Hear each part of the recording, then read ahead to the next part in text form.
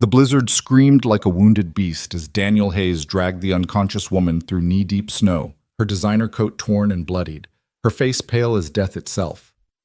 He didn't know she was Claire Whitmore, the billionaire whose face graced magazine covers worldwide. He only knew that if he didn't reach his cabin in the next 10 minutes, they'd both be frozen corpses by morning. Sometimes fate chooses the most unlikely heroes, and tonight, a poor single father would save a life that would forever change his own. Stay with me until the end of this incredible story, and comment your city below so I can see how far this tale has traveled. The wind howled through the pines like a chorus of the damned, and Daniel Hayes pulled his threadbare jacket tighter around his shoulders as he trudged through the deepening snow. His boots, held together with duct tape and prayer, crunched against the frozen ground as he made his way back to the cabin where his 8-year-old son, Tommy, waited alone. Daniel had been out since dawn, checking his trap lines in the unforgiving wilderness of the Colorado Rockies, hoping against hope that today might bring something more than the usual emptiness. 3 rabbits. That's all he'd managed in 12 hours of brutal cold. 3 scrawny rabbits that would have to feed him and Tommy for the next 3 days, maybe 4 if he stretched the meat thin enough. His stomach growled in protest, but he ignored it. Tommy needed the protein more than he did. Growing boys required fuel, and Daniel would starve before he'd watch his son go hungry. The weather had turned vicious an hour ago, transforming from a manageable snowfall into a full-blown blizzard that threatened to erase all landmarks and leave him wandering blind in the white void. But Daniel knew these mountains like the lines on his weathered hands. Every tree, every rock formation, every subtle rise and fall of the land was mapped in his mind through years of survival in this harsh paradise that had become both their sanctuary and their prison. He was perhaps a mile from the cabin when he heard it, a sound that didn't belong to the symphony of wind and creaking trees. It was faint, almost swallowed by the storm, but Daniel's trained ears caught it nonetheless. A cry. Human. Female.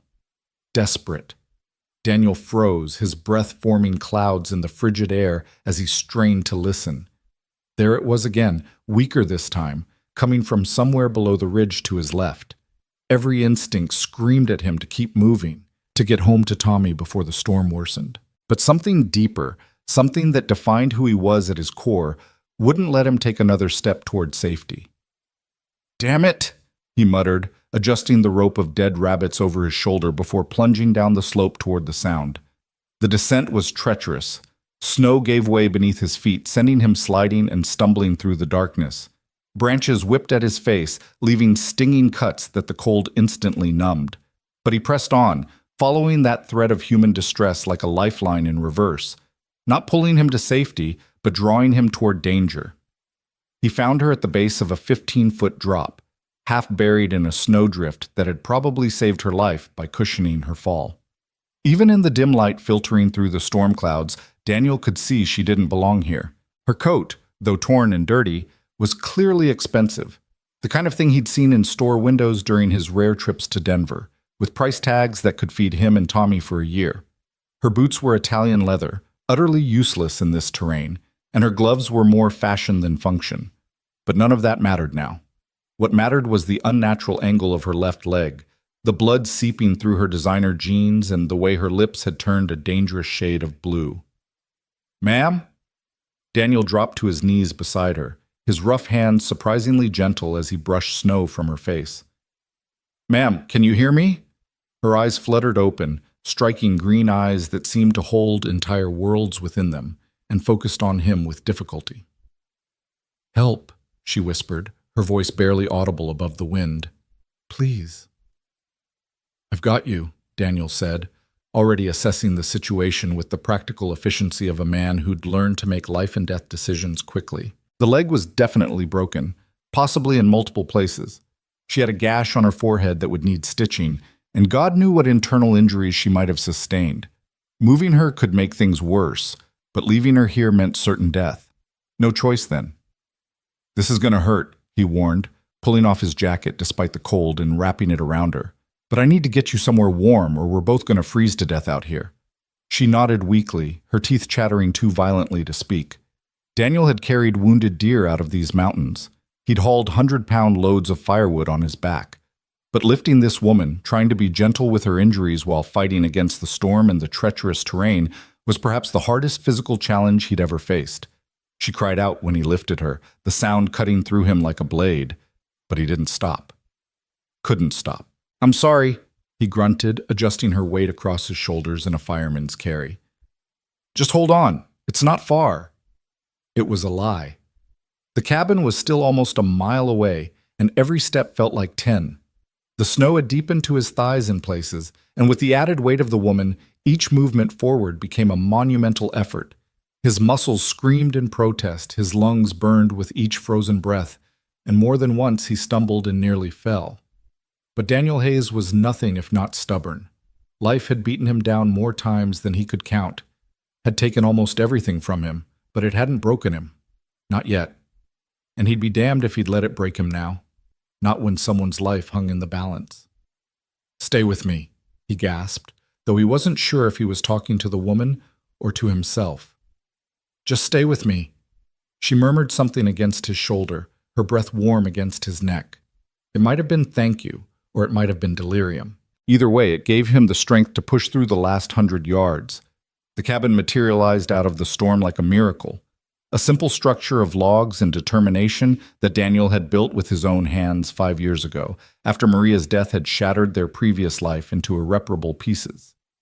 It wasn't much, but it was theirs, and right now it represented salvation. "Tommy!" Daniel called out as he kicked open the door, nearly collapsing as he crossed the threshold. "Tommy, I need you!" His son appeared from the back room, his young face shifting from relief at his father's return to alarm at the sight of the unconscious woman. Tommy was small for his age, with his mother's dark hair and his father's steady gray eyes, but he'd learned to be older than his years demanded. "Dad, what—" "Get the medical kit," Daniel ordered, carefully lowering the woman onto their worn couch. "And start boiling water. Lots of it." Tommy didn't ask questions. He'd learned that when his father used that tone, immediate action was more important than understanding. As the boy rushed to comply, Daniel began his own frantic preparations. He stoked the fire until it roared, filling the small space with blessed warmth. He grabbed every blanket they owned, all 4 of them, and began carefully removing the woman's wet clothes, trying to preserve her modesty while preventing hypothermia. That's when he saw the full extent of her injuries. Beyond the obvious broken leg and head wound, her torso was covered in bruises that looked too deliberate to be from a fall. Someone had hurt this woman before she'd ended up in that ravine. The thought made something dark and protective stir in Daniel's chest. "Here, Dad." Tommy appeared with the medical kit, a plastic tackle box they'd converted for emergencies, stocked with supplies bought one precious item at a time whenever they could afford it. "Good boy. Now I need you to hold this flashlight steady while I work." For the next 2 hours, Daniel fought to save the stranger's life with the limited resources at his disposal. He cleaned and stitched the head wound with the careful precision of someone who'd learned field medicine out of necessity. He splinted the broken leg using branches he'd been saving for kindling and strips torn from one of their few towels. He treated the cuts and bruises with the antibiotic ointment that he'd been rationing for months. Through it all, Tommy assisted without complaint, his small hands steady as he held the flashlight or passed supplies. The boy had seen enough hardship to understand that sometimes life demanded more from you than you thought you could give. "Is she going to be okay?" Tommy finally asked as Daniel finished wrapping the last bandage. Daniel looked down at the woman, noting with relief that some color had returned to her cheeks. Her breathing was steadier now, deeper. "I think so," he said, allowing himself a moment of exhaustion. "But she's going to need time to heal, and we're going to have to be careful. That leg, if it doesn't set right, she might never walk properly again." "We'll take care of her," Tommy said with the simple certainty of childhood. "Like we took care of that fox with the broken paw, remember?" Daniel smiled despite everything, ruffling his son's hair. "Yeah, buddy, like the fox." Though he suspected this would be considerably more complicated than nursing a wounded animal back to health. As if responding to their voices, the woman's eyes opened again. This time they were clearer, more focused, though pain still clouded their remarkable green depths. "Where?" she began, her voice hoarse. "You're safe," Daniel assured her, moving into her line of sight. You're in my cabin, about 6 miles from Elk Ridge. You had a bad fall. Do you remember what happened?" She stared at him for a long moment, as if trying to piece together a puzzle with missing pieces. There was a car. Someone ran me off the road. I tried to get help, but the storm..." She winced as she tried to move. "My leg..." "It's broken," Daniel said gently. "I've set it as best I could, but you're going to need a real doctor. As soon as the storm passes, I'll try to get you to town." "No!" The word came out sharper than she probably intended, and Daniel saw fear flash across her features. "No hospitals, no police, please." Daniel exchanged a glance with Tommy. This was getting more complicated by the minute.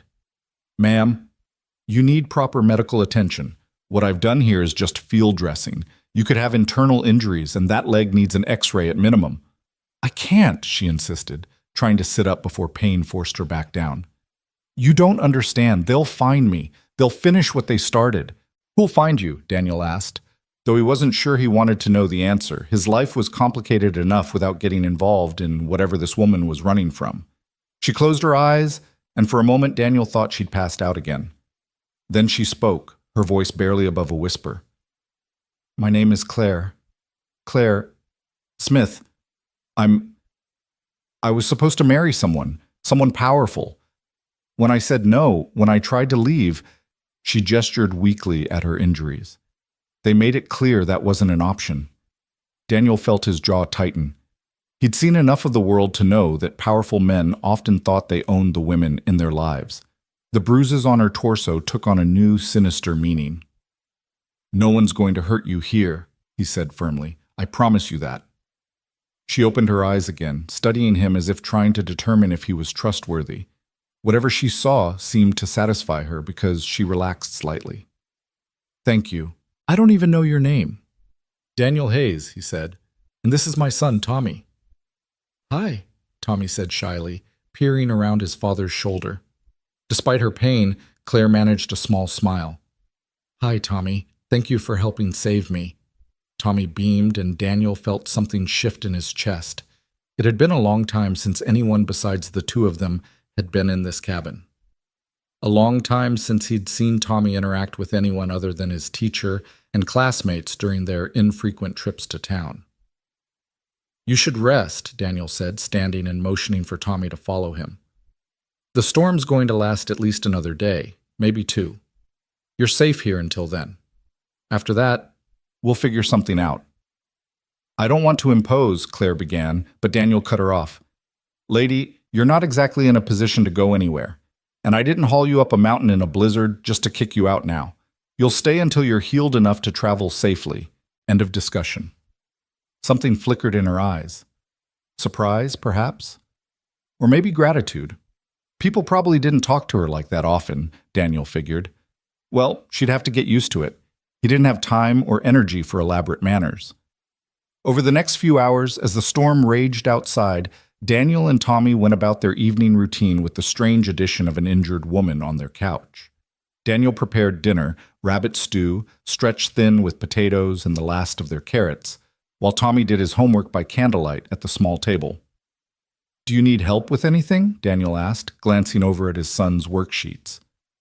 "It's math," Tommy said with the particular disgust 8-year-olds reserved for their least favorite subjects. "Fractions." "Let me see." Daniel looked over the problems, his own education having ended in 10th grade when his father died, and he'd had to work to support his mother. But he'd learned enough, and what he didn't know, he'd taught himself from Tommy's textbooks. "Okay, think of it like this. If we have 1 rabbit and need to make it last 3 days, how much do we eat each day?" 1/3? Tommy said hesitantly. "Exactly. So 1 divided by 3 equals 1/3. See? You use fractions every day without realizing it." From the couch, Claire watched this interaction with an expression Daniel couldn't quite read. When he brought her a bowl of stew, she struggled to sit up. "Let me help," he said, putting the bowl aside and carefully supporting her back as he adjusted the pillows behind her. His hands were gentle despite their calluses, and Claire found herself studying them. Working hands, capable hands, hands that had saved her life. "You're very patient with him," she observed as Daniel handed her the stew. He's a good kid, Daniel said simply. Deserves better than this, but we make do. This? Claire looked around the cabin, taking in details she'd been too injured to notice before. It was small, perhaps 600 square feet total, but scrupulously clean. Everything had its place, from the dishes stacked neatly on handmade shelves to the firewood precisely stacked against one wall. It was poor, yes, but there was dignity in its simplicity. This life, Daniel clarified, living out here, away from everything, it's not what I'd planned for him. What did you plan? Daniel was quiet for so long Claire thought he wouldn't answer. Then he said, his mother and I had dreams. A house in town, maybe a little business. She was a teacher, wanted to open a tutoring center. I was going to have a construction company, build homes for families. He shrugged. Cancer doesn't care much about dreams. I'm sorry, Claire said softly. It was 5 years ago. We've adjusted. Daniel's tone suggested the subject was closed. You should eat. You need strength to heal. Claire took a spoonful of the stew, surprised by how good it tasted despite its simplicity. Or maybe because of it. When was the last time she'd eaten something that wasn't prepared by a chef or served in a restaurant where appearances mattered more than flavor? Dad makes the best rabbit stew, Tommy piped up, having apparently conquered his fractions. He can cook anything, deer, elk, fish. One time he made soup from pine needles. Pine needle tea, Daniel corrected. Vitamin C. Keeps scurvy away during long winters. Like pirates, Tommy exclaimed. Exactly like pirates. Daniel agreed with a rare smile that transformed his weathered face, making him look younger, lighter. Claire found herself smiling too, despite the pain radiating from multiple points in her body. There was something here, in this simple cabin with these two people, that she hadn't felt in years. Authenticity, perhaps. Or maybe just the absence of pretense. As the evening wore on, Tommy peppered Claire with questions that his father tried to curtail. Where was she from? Denver, she lied. Did she have any kids?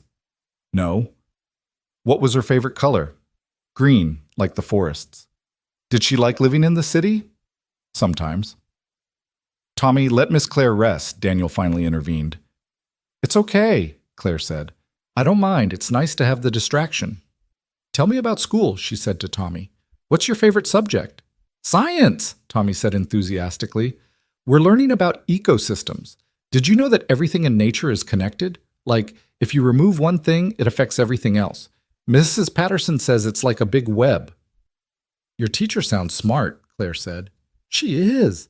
She lets me borrow extra books from the library. Dad takes me to town every 2 weeks for school, and I can check out 6 books at a time. Only 6? Claire asked, catching Daniel's eye. Library rules, Daniel explained. Though Mrs. Patterson sometimes sneaks him an extra 1 or 2. The conversation continued, gentle and easy, until Tommy started yawning. Daniel sent him to brush his teeth with water warmed on the stove. No running water in the cabin, Claire realized, and get ready for bed. He sleeps in the loft, Daniel explained, pointing to a ladder that led to a small platform area above. I'll take the floor tonight. You need the couch for your leg. I can't take your... You can, and you will, Daniel said firmly. I've slept on worse than a floor. Trust me. Tommy came to say goodnight, surprising Claire by giving her a gentle hug. I'm glad Dad found you, Kit, he whispered. I hope you feel better tomorrow. After the boy had climbed to his loft, Daniel and Claire sat in companionable silence, listening to the storm rage outside and the fire crackle in the hearth. He's wonderful, Claire finally said. You've done an amazing job with him. He's raising himself half the time, Daniel said. I just try to keep him fed and make sure he knows he's loved. That's more than a lot of kids get. Daniel looked at her curiously. Speaking from experience? Claire was quiet for a moment, then said, My parents loved me in their way. They just loved their image more. Every choice I made had to reflect well on them. Every relationship was a potential business alliance. Every achievement was a trophy for their collection. She shifted, wincing at the pain. I guess I finally hit my breaking point. This fiancé of yours. Not my fiancé, Claire corrected quickly. Never my fiancé, whatever he might have told people. Richard Blackstone. His father owns half of Denver's commercial real estate. Our parents have been planning our merger, and yes, they called it that, since we were teenagers.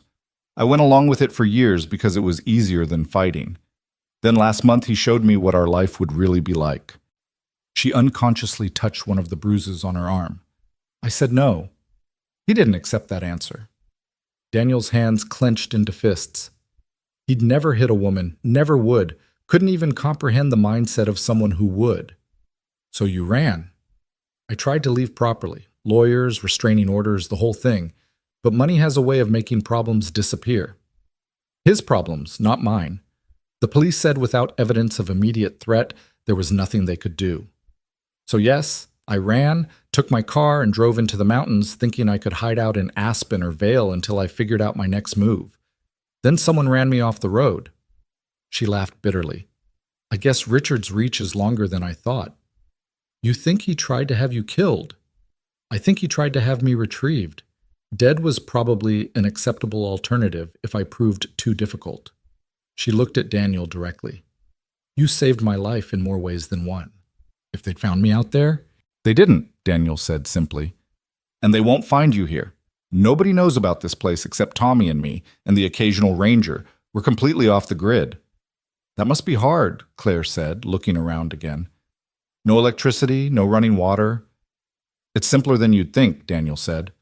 Solar panels charge batteries for essential things. We haul water from the creek, wood stove for heat and cooking, garden in the summer, hunting and trapping in winter. It's work, but it's honest work. And Tommy, is he happy? Daniel considered the question. He doesn't know any different, really. He was 3 when Maria died, barely remembers our life before. This is his normal. And kids adapt, but... He paused, struggling with something. He's smart, really smart. And out here, there's only so much I can teach him. Sometimes I wonder if I'm being selfish, keeping him here. You're keeping him safe, Claire said. You're keeping him loved. That's not selfish. Maybe. Daniel stood, stretching muscles sore from the day's exertions. You should rest. Tomorrow's going to be painful. The second day always is with injuries like yours. I'll leave water and some pain pills within reach.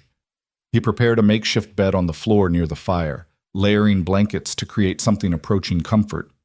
Claire watched him work, efficient and uncomplaining, and felt something she hadn't experienced in years, genuine admiration for another human being. Daniel? She called softly as he settled onto his improvised bed. Yeah? Thank you. For everything. I know I'm disrupting your life, bringing danger to your door. I'm sorry for that. Daniel was quiet for a moment, then said, My wife used to say that people come into our lives for a reason. Maybe you needed us, but maybe we needed you too. Tommy hasn't smiled that much at dinner in months, so no apologies necessary. As the fire died to embers and the storm continued its assault on the mountain, Claire lay awake despite her exhaustion, thinking about the strange turns life could take. This morning she'd been running for her life from a world of wealth and power that had become a prison. Tonight she was lying in a cabin that probably cost less than her monthly gym membership, saved by a man who owned almost nothing but would give everything to help a stranger. She thought about Daniel, about the quiet strength in his movements, the gentle way he'd tended her wounds, the patience with which he'd helped his son with homework. She thought about Tommy, bright and curious despite the hardships of his life. And she thought about herself, who she'd been, who she was expected to be, and who she might become if she survived this. Outside, the wind howled and the snow continued to fall, burying the tracks that might have led her pursuers to this hidden sanctuary. For the first time in months, maybe years, Claire felt something she'd almost forgotten existed. She felt safe. The next morning brought exactly what Daniel had predicted. Pain, and lots of it. Claire woke to find her entire body screaming in protest, every bruise and cut making itself known with vicious intensity. She must have made some sound because suddenly Daniel was there, his face creased with concern. Bad? He asked simply. Rather, she managed through gritted teeth. Tommy, bring the pills and water, Daniel called, then turned back to Claire. We need to check your wounds, make sure there's no infection setting in. With careful efficiency, he examined each injury, his touch clinical but gentle. The head wound was healing cleanly, no signs of infection. The various cuts and bruises were progressing normally, but the leg worried him. "They're swelling," he said, frowning. "More than I'd like. I need to adjust the splint, make sure circulation isn't being cut off." "Do what you need to do," Claire said, bracing herself. It was agony. Even with Daniel's careful hands, every adjustment sent lightning bolts of pain through her leg. Tommy held her hand, his young face serious and supportive, and Claire found herself drawing strength from his presence. "You're being very brave," Tommy told her solemnly. "When I broke my arm falling from a tree, I cried for an hour." "I might cry later," Claire admitted, managing a weak smile. "That's okay. Dad says crying is just your body's way of releasing pressure, like a kettle letting off steam." "Your dad sounds like a wise man." Tommy beamed with pride. "He is. He knows everything about surviving in the mountains. He can track any animal, find water anywhere, and he even knows which plants are medicine." "Speaking of which," Daniel said, finishing with the splint, "I'm going to make you some willow bark tea. It's nature's aspirin. Tastes terrible, but it'll help with the pain and inflammation." He was right on both counts. The tea was possibly the most bitter thing Claire had ever tasted, but within an hour the edge had come off her pain, reducing it from unbearable to merely miserable. The storm showed no signs of abating. If anything, it seemed to be getting worse. Daniel kept the fire roaring, but cold still crept in through every tiny gap in the cabin's construction. He and Tommy went about their daily routines with practiced efficiency: schoolwork, maintenance, food preparation, while Claire dozed fitfully on the couch. Around midday, Tommy approached her shyly with a worn book in his hands. "Would you like me to read to you?" he offered. "Sometimes when I'm sick, Dad reads to me and it helps." Claire was touched by the gesture. "I'd love that." Tommy settled cross-legged on the floor beside the couch and opened the book. A collection of Jack London stories, she saw. His young voice was clear and expressive as he read "To Build a Fire," seemingly oblivious to the irony of reading about a man freezing to death in the wilderness while a blizzard raged outside. Daniel worked nearby, mending what looked like a fishing net, but Claire caught him watching them with an expression she couldn't quite decipher. When Tommy finished the story, Claire applauded softly. "You read very well," she said. "Better than some adults I know." "Dad taught me," Tommy said proudly. "He said reading is the most important skill a person can have because it lets you learn anything you want to know." "He's right," Claire agreed, then had an idea. "What would you like to learn about? If you could learn anything?" Tommy's face lit up. "Everything, but especially about other countries and space and how computers work and history, not just American history, but like ancient Egypt and Rome and China and—" "Slow down there, buddy," Daniel said with a chuckle. Miss Claire asked for one thing, not an encyclopedia. But Claire was smiling. "I think curiosity about everything is wonderful. Never lose that, Tommy." The afternoon passed quietly. Daniel made lunch, a simple meal of canned soup and homemade bread that Claire found surprisingly satisfying. She'd eaten at Michelin-starred restaurants around the world, but there was something about this basic food, prepared with care and shared without pretense, that filled more than just her stomach. As evening approached, Daniel grew increasingly concerned about their supplies. The storm had already lasted longer than expected, and with an extra mouth to feed, their food would run out faster. "I need to check the emergency cache," he told Claire. "I keep supplies in a sealed container about 100 yards from here. Tommy, you stay with Miss Claire." "Be careful," Claire said, surprised by how much she meant it. Daniel bundled up and disappeared into the white void beyond the door. Tommy immediately took up a position by the window, his face anxious as he watched for his father's return. "He always comes back," the boy said, though Claire wasn't sure if he was reassuring her or himself. "How long have you lived here, just the two of you?" Claire asked, hoping to distract him. "Since I was 3, after Mama went to heaven." Tommy's voice was matter-of-fact, but Claire heard the old sadness underneath. "Dad built this whole cabin himself. He said we needed a place where we could heal." "And have you? Healed?" Tommy considered this seriously. "I think so. Dad still gets sad sometimes, especially on Mama's birthday. But mostly we're okay. We take care of each other." "That's beautiful," Claire said softly. Do you have someone to take care of you? Tommy asked with the directness of childhood. Claire was saved from answering by Daniel's return. He burst through the door in a cloud of snow, carrying a large plastic container. Getting worse out there, he said, shaking off the snow. We might be stuck here for a week at this rate. A week. Claire tried not to panic. A week meant Richard would have more time to search for her.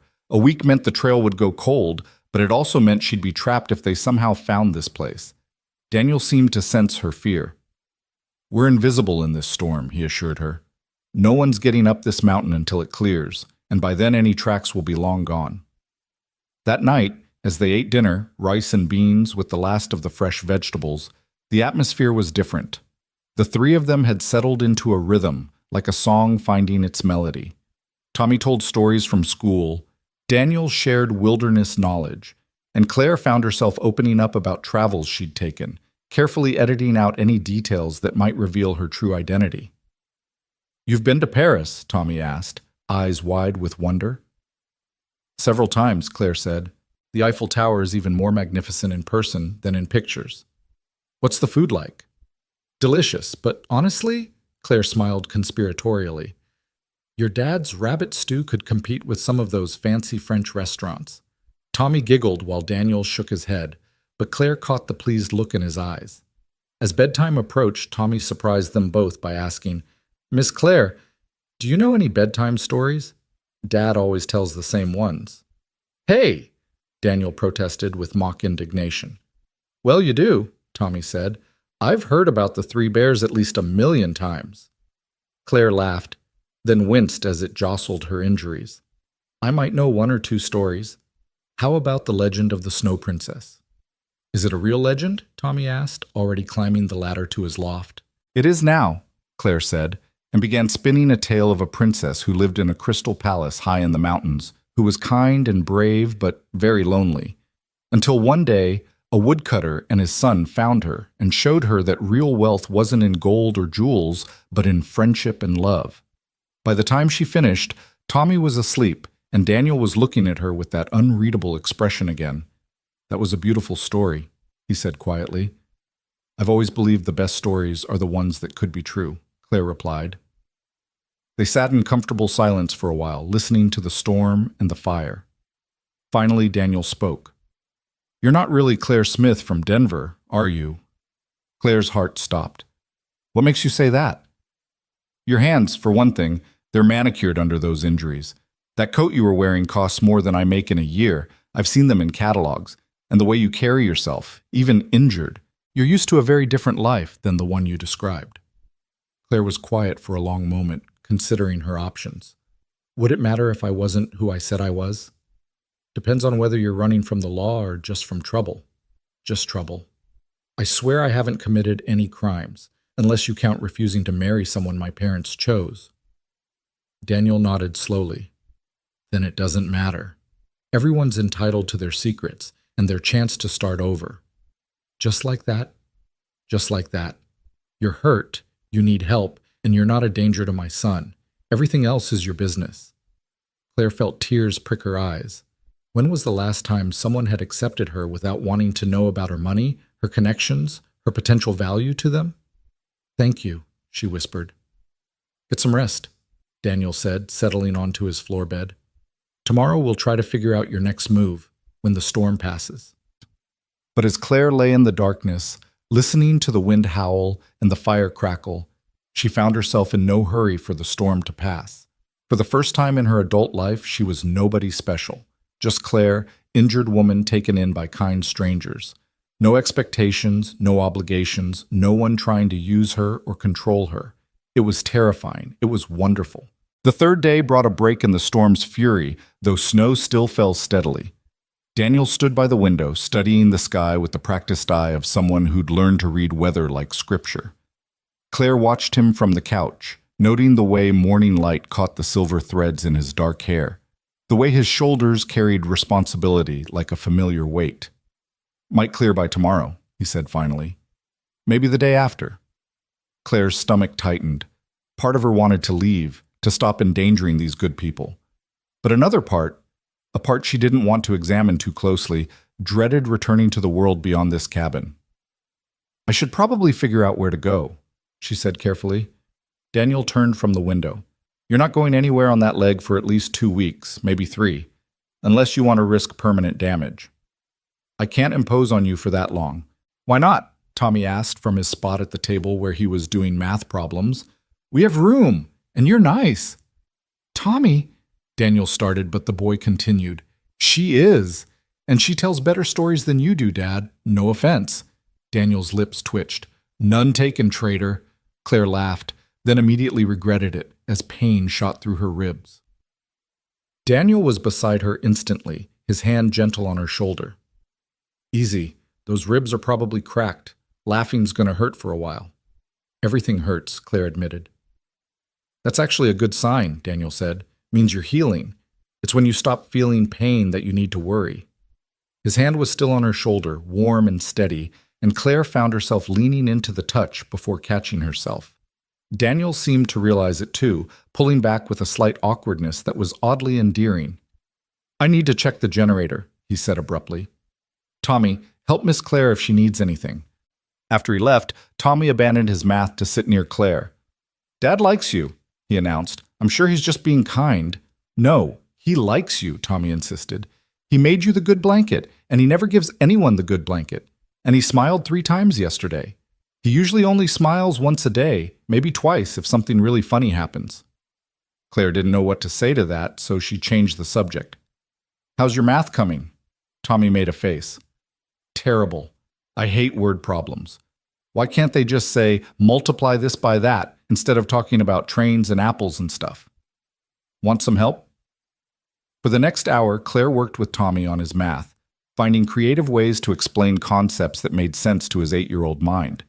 When Daniel returned, covered in snow and grease from the generator, he found them both laughing over a particularly ridiculous word problem involving a farmer, his chickens, and an improbable number of eggs. Do I want to know? He asked, a smile tugging at his lips. Miss Claire says math teachers must be really bad at shopping because they never know how many apples they're buying, Tommy giggled. If Johnny has 15 apples and gives away 7, any normal person would just say he has 8 left, Claire explained. But math teachers have to make it complicated. Daniel chuckled, a warm sound that filled the small cabin. Well, I'm glad someone can make math fun. Usually it's like pulling teeth to get him through homework. Miss Claire's really smart, Dad. She knows about everything. Not everything, Claire protested, but she was pleased by the boy's enthusiasm. Daniel started preparing lunch, and Claire insisted on helping despite her injuries. He settled her at the table with vegetables to chop, slowly and carefully, while he worked on the meat. You don't have to do this, he said. I want to. I feel useless just lying there. You're healing. That's not useless. Still. She carefully diced a carrot, aware of him watching her. I'm not used to being idle. What are you used to? He asked carefully. Claire considered her answer. Meetings, schedules, every minute planned and accounted for, charity galas where everyone pretends to care about causes they'll forget by morning, business dinners where the food is secondary to the deals being made. She paused. I haven't chopped a vegetable in years. We had staff for that. Daniel didn't comment on the we or the staff, just nodded and continued working. Do you miss it? I thought I would, Claire admitted. But sitting here, doing something simple and real, I feel more useful than I have in years. Daddy says honest work is the best work, Tommy piped up from where he was reading, even if it doesn't pay much. Your daddy's right, Claire said, catching Daniel's eye. Something passed between them, an understanding maybe, or recognition.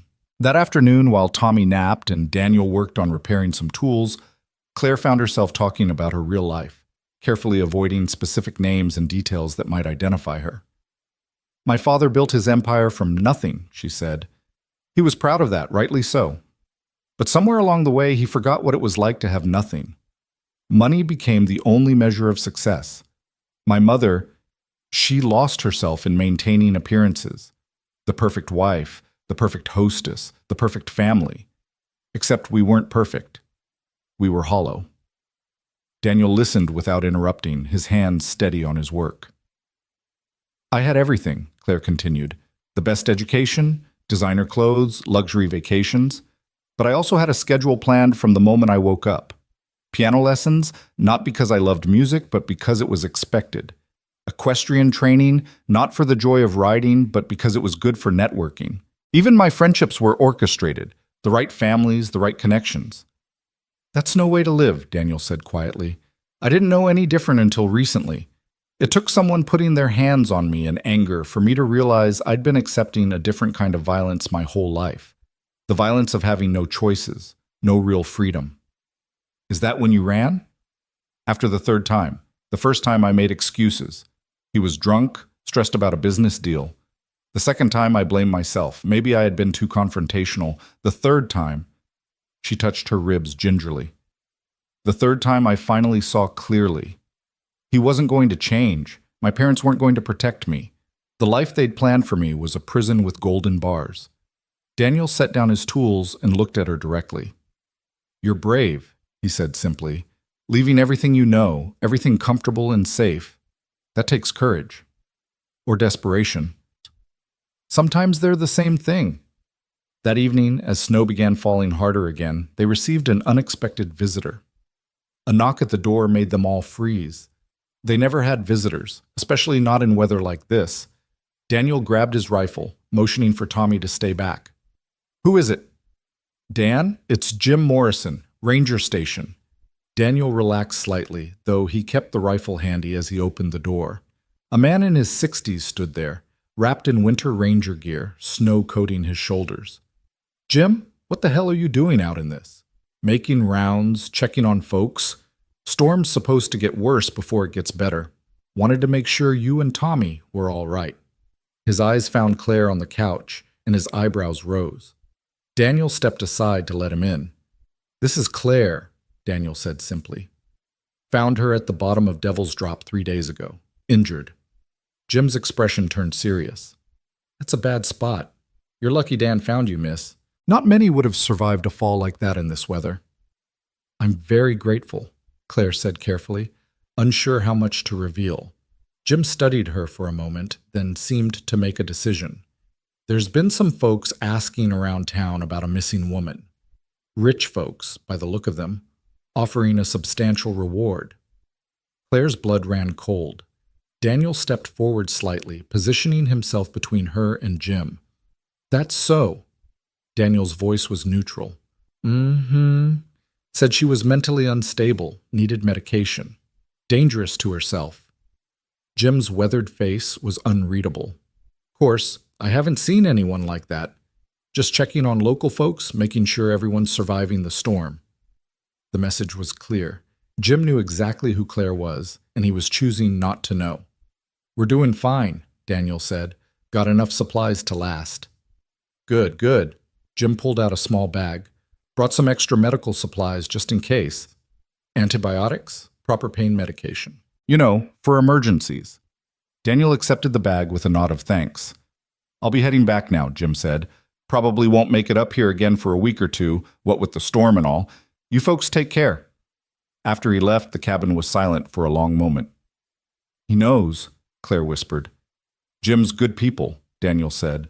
He won't say anything. Why? There's probably a huge reward because Jim Morrison spent 30 years as a Chicago cop before coming here. He knows the difference between someone running from justice and someone running from injustice. And because out here, we take care of our own. But I'm not. You are now, Daniel said firmly. You're under my roof, eating at my table. That makes you ours to protect. Claire felt tears well up. I don't understand you people. Nothing to understand, Tommy said, looking up from his book. It's just what's right. The simple certainty in the boy's voice broke something in Claire. The tears came then, real tears, not the polite decorative tears she'd been taught were acceptable, but raw, ugly sobs that shook her injured body. Daniel didn't try to comfort her with platitudes. He simply sat beside her, solid and present, while Tommy climbed up carefully to hold her hand. It's okay to cry, Tommy whispered. Dad says tears wash the soul clean. When the storm of emotion passed, Claire felt emptied, but somehow lighter. Daniel brought her water and one of Jim's pain pills. Thank you, she said, meaning more than just the water. Rest now, he said gently. We'll figure out the rest later. That night, Claire couldn't sleep. The pain was manageable, but her mind raced with possibilities and fears. She heard Daniel moving quietly in the darkness, adding wood to the fire, and called out softly. "Can't sleep either?" He came to sit in the chair near the couch. "Storm's got me restless. Always does." "Tell me about Maria," Claire said impulsively. "If you don't mind." Daniel was quiet for so long she thought he wouldn't answer. Then he spoke, his voice soft in the darkness. "She was sunshine," he said simply. "Even in the hardest times, she found something to smile about. We met in high school. She was the smart one, headed for college, while I was just trying to graduate and find work. No one understood what she saw in me." "What did she see?" "She said I was the only person who saw her, not just her achievements. Everyone else saw the valedictorian, the full scholarship recipient, the girl going places. I just saw Maria, who laughed at bad jokes and cried at dog food commercials and ate pizza with a fork." Claire smiled in the darkness. "We got married right after she graduated college. Everyone said we were too young, too different, but we knew. You know when you know, you know?" "I wouldn't know," Claire said softly. "I've never had that." "We had 8 good years," Daniel continued. "Struggled financially, sure, but we were happy. Then Tommy came along and life felt complete. Maria quit teaching to stay home with him, said he was more important than any career. We were planning for more kids, planning a whole life. And then the cancer. Pancreatic. By the time they found it, it was too late. 4 months from diagnosis to..." He trailed off. "She spent the last month making sure Tommy and I would be okay. Made me promise to keep living, not just surviving. I'm not sure I've kept that promise." "You have," Claire said firmly. "You're raising an amazing son. You saved my life. You're living." "Maybe," Daniel shifted in the chair. "What about you? Ever been in love? Real love, not the arranged kind?" "I thought I was once. In college. He was an art student, passionate about everything, completely inappropriate by my parents' standards. We had 6 months before my father found out and ended it." "Ended it how?" "The boy's scholarship disappeared. His family suddenly faced an IRS audit. His father lost his job." Claire's voice was bitter. The message was clear. Stay away from me or be destroyed. He chose survival. I don't blame him. "That's cruel." "That's power," Claire corrected. "My father would say he was protecting me from a fortune hunter, but Thomas wasn't after money. He just loved me, or I thought he did." "Maybe love can't survive that kind of pressure." "Real love can survive anything," Daniel said with quiet conviction. "But both people have to be willing to fight for it." They sat in comfortable silence, listening to the storm. Finally, Daniel stood. "You should try to sleep. Healing takes energy." "Daniel?" Claire called as he moved back to his makeshift bed. "Yeah? What you have here with Tommy, this life, it's not less than what you planned. It's just different, and it's beautiful." She heard him pause in the darkness, then his quiet "thank you," before he settled down. The next morning brought sun for the first time in days, though snow still covered everything in a thick blanket. Daniel was up early checking the damage from the storm, while Tommy made breakfast, oatmeal with dried berries and a precious drizzle of honey. "You're getting good at this," Claire told him as he carefully carried her bowl to the couch. "Dad says everyone should know how to cook. He says it's a survival skill and an act of love." "Your dad says a lot of wise things." "He reads a lot," Tommy explained. "Every night after I go to bed. He says books are windows to other worlds." Claire thought about the man she'd observed over the past few days. Rough-handed, weather-worn, living in poverty by any standard. And yet he was one of the most philosophical, well-spoken people she'd met. It was a reminder that wisdom had nothing to do with wealth or formal education. Daniel returned, shaking snow from his coat. "Good news and bad news." "Good news. Storm's definitely breaking. Should be clear in a day or two. Bad news. There's been some activity down the mountain. Saw smoke from campfires where there shouldn't be any." Claire's stomach dropped. "They're searching for me." "Maybe, or could be hikers who got caught in the storm. Either way, we need to be careful." "I should leave. I'm putting you both in danger." "You're not going anywhere on that leg," Daniel said firmly. "Besides, trying to move you now would draw more attention. We stick to the plan. You heal, Then we figure out safe passage. But if they come here, then they'll find a father and son who haven't seen anyone. Daniel's jaw set stubbornly. I told you, you're under my protection now. That means something here. That afternoon, while Tommy was absorbed in a book, Daniel taught Claire basic wilderness survival skills to keep her mind off the danger. Fire is your first priority, he explained, showing her how to build one properly. Shelter second, water third, food last. You can survive weeks without food, days without water, but only hours without warmth in weather like this. How do you know all this? Grew up in rural Montana. My dad was a hunting guide before the accident that killed him. Taught me everything about living off the land. Never thought I'd need it for actual survival, just figured it was good knowledge to have. And now you're living it. Life has a way of circling back, Daniel agreed. Skills you learn for fun become necessities. Things you take for granted become luxuries. He taught her how to read animal tracks in the snow, how to find water even in winter, which plants were edible and which were medicinal. Claire found herself fascinated, not just by the knowledge but by the way he taught, patient, thorough, making sure she understood not just the what, but the why. You're a natural teacher, she said. Maria always said that. Said I should get my teaching certificate, work at the school. But, he shrugged, that requires college, and college requires money we never had. You could still do it. Maybe someday, when Tommy's older. Right now, keeping us fed and safe is enough. That evening, they heard the distant sound of helicopters. Daniel immediately doused the lanterns, letting only the fire provide light. They sat in tense silence, listening as the sound grew closer, then gradually faded. Search and rescue, maybe, Daniel said, though he didn't sound convinced. Claire knew better. Richard had access to private helicopters, and he wouldn't hesitate to use them. The search was intensifying. I need to leave tomorrow, she said. I can't let them find you harboring me.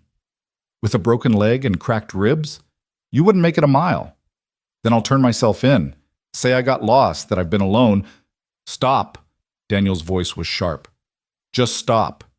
You're not sacrificing yourself, and you're not running off half-cocked. We're going to be smart about this. Why do you care so much? Claire asked, frustrated. You don't even know me, the real me. I know enough, Daniel said quietly. I know you're kind to my son. I know you're brave enough to leave everything rather than accept abuse. I know you work to earn your keep even when you're in pain. I know you're worth protecting. The simple certainty in his voice undid her. I'm not worth the risk to you and Tommy. That's not your decision to make, Daniel said. It's mine. And I've made it. Tommy looked up from his book. We're family now, he said matter-of-factly. Family protects each other. We're not, Claire began. Sure we are, Tommy interrupted. Not the blood kind, but the chosen kind. Dad says chosen family is sometimes stronger because you pick each other on purpose. Claire looked between them, this father and son who had nothing but gave everything, and felt something fundamental shift inside her chest. Okay, she whispered. Okay. That night, Daniel stayed up keeping watch while Claire and Tommy slept. She woke once to find him standing by the window, rifle nearby but not in hand, silhouetted against the moonlight on snow. He looked like something out of a frontier painting, solid, dependable, ready to defend what was his. What was his? When had she started thinking of herself as belonging here? Belonging with them? It was dangerous thinking, she knew. This was temporary. It had to be. But as she drifted back to sleep, listening to Tommy's soft breathing from the loft and watching Daniel keep his silent vigil, she allowed herself to imagine, just for a moment, that this could be real, that she could stay, that she could choose this life of honest work and simple pleasures and chosen family. The next morning brought visitors, not the ones Claire feared, but almost as concerning. A family from down the mountain, the Petersons, arrived on snowmobiles with their teenage daughter. Dan! Robert Peterson called out, checking on everyone after the storm. You folks okay? Daniel stepped outside to greet them, leaving Claire hidden inside. But Mrs. Peterson had other ideas, bustling past him with the determined energy of a born caretaker. Don't be silly, Daniel Hayes. I brought soup and bread, and I'm not leaving until I know you and Tommy are properly fed. Oh! She stopped short, seeing Claire on the couch. This is Claire, Daniel said quickly. She had an accident in the storm. Mrs. Peterson's sharp eyes took in Claire's injuries, the makeshift splint, the careful way she held herself. Good Lord, dear, you need a hospital. I'm fine, Claire said carefully. Daniel's been taking wonderful care of me. I'm sure he has, but... Mom, the teenage daughter, Sarah, interrupted. Leave them alone. If she needed a hospital, Mr. Hayes would have gotten her there. Claire saw the girl exchange a look with Daniel. Apparently this wasn't the first time the Petersons had tried to interfere in his life. Well, at least let me leave the food, Mrs. Peterson said, though she kept glancing at Claire with curious eyes. And Sarah has Tommy's homework from Mrs. Patterson. Tommy, Daniel called. Sarah's here. Tommy came running, excited to see his friend. The two children immediately began chattering about school and the storm while Mrs. Peterson unpacked enough food for a week. This is very kind, Claire said. Thank you. It's what neighbors do, Mrs. Peterson replied, though her tone suggested she had opinions about Daniel having a woman in his cabin. How long have you known Daniel? Mom, Sarah protested. God, you're so nosy. I'm just being friendly. You're being embarrassing, Robert Peterson said, appearing in the doorway. Come on, Linda. We've got 3 more families to check on. After they left, Tommy was bouncing with excitement. Sarah said school might be closed for another week, and she brought my library books. That was nice of her, Daniel said, though Claire could see the tension in his shoulders. The Petersons would talk. In a small mountain community, gossip traveled faster than avalanches. I'm causing you problems, Claire said. Nothing I can't handle. Besides, Linda Peterson's been trying to set me up with every single woman in 3 counties since Maria died. This will give her something new to focus on.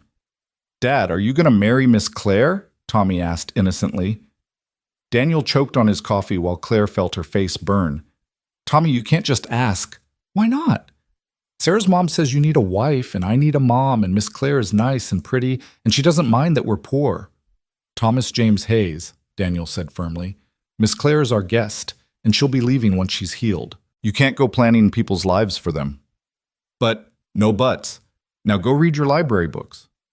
Tommy sulked off to the loft, leaving Daniel and Claire in awkward silence. I'm sorry, Daniel finally said. He doesn't understand boundaries sometimes. It's fine, Claire said, though her heart was racing. He's just a child. Yeah, but... Daniel rubbed the back of his neck.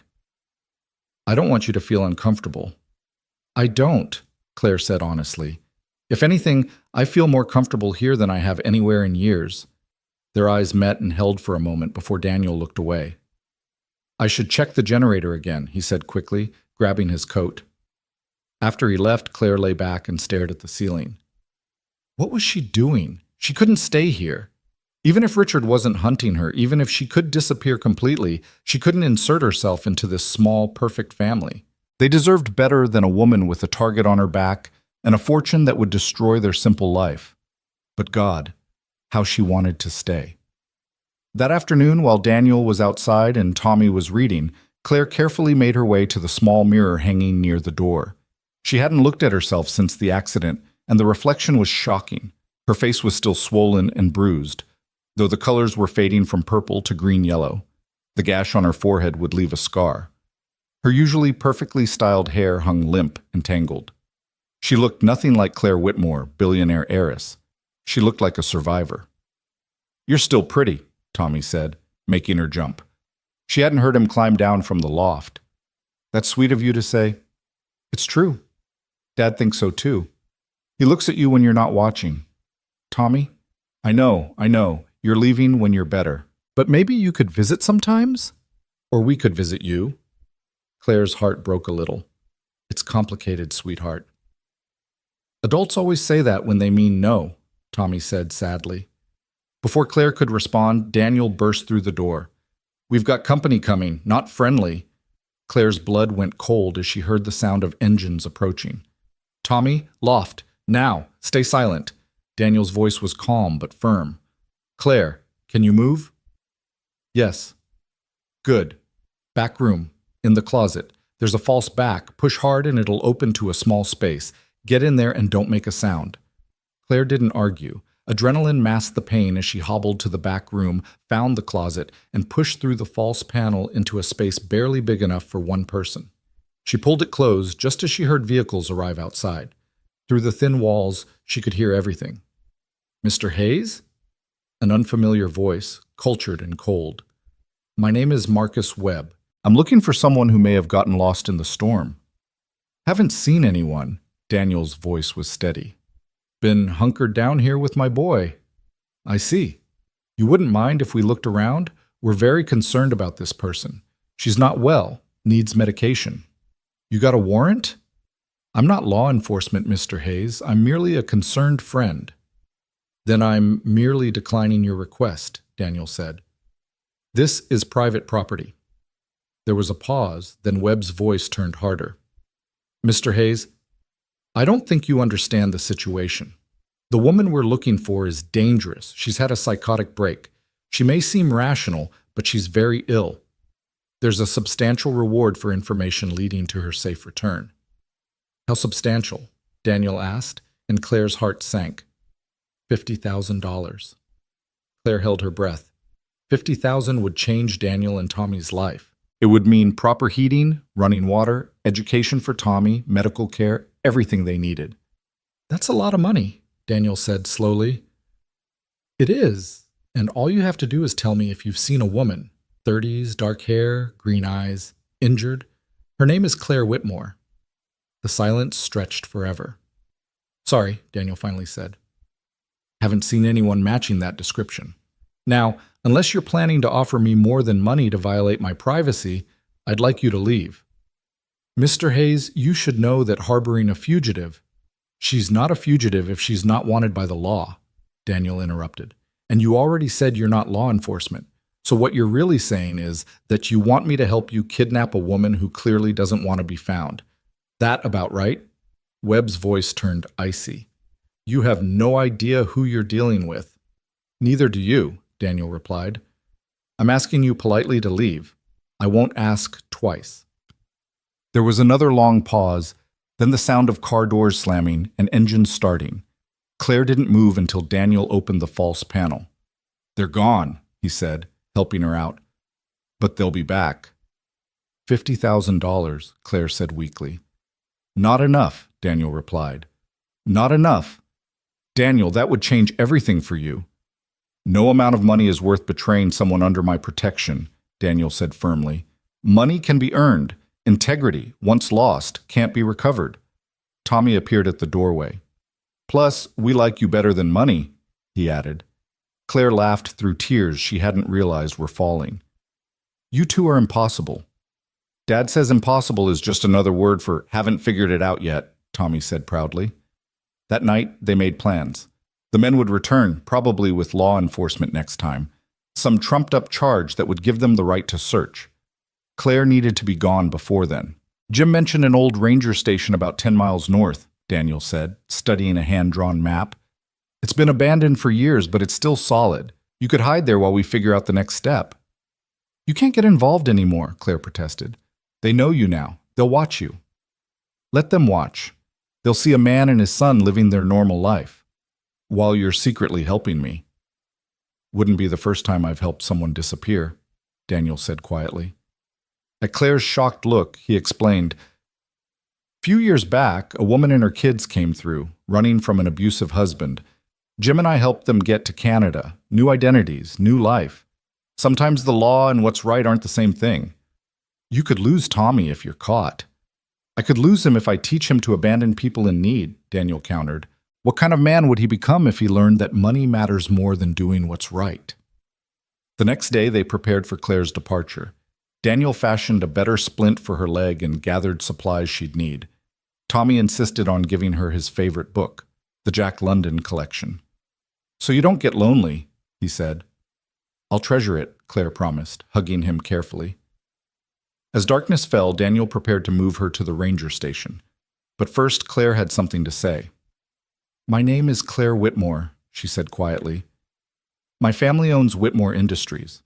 We're worth about $3 billion. Daniel's expression didn't change. "Okay." "Okay? That's all?" "Changes nothing. You're still Claire who helped Tommy with his math and made him laugh. Money's just numbers in a bank. Most people would. I'm not most people, Daniel said simply. Neither are you, or you wouldn't have run from that life.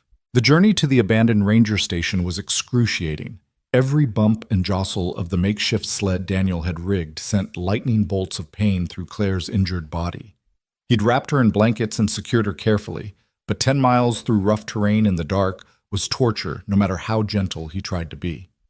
Almost there, Daniel said for the third time, though Claire suspected he was trying to convince himself as much as her. The moon was hidden behind clouds, and he was navigating by memory and instinct alone. When they finally arrived, Claire could barely make out the structure in the darkness. A small wooden building that looked like it had been fighting a losing battle with the elements for years. Daniel carried her inside, his breathing labored from the effort of pulling the sled through deep snow. "It's not much," he said, lighting a lantern he'd brought. The yellow glow revealed a single room with a rusted stove, a broken window patched with plywood, and a cot that had seen better decades. "It's perfect," Claire said, meaning it. It was shelter, it was hidden, and most importantly, it was far from Daniel and Tommy's cabin.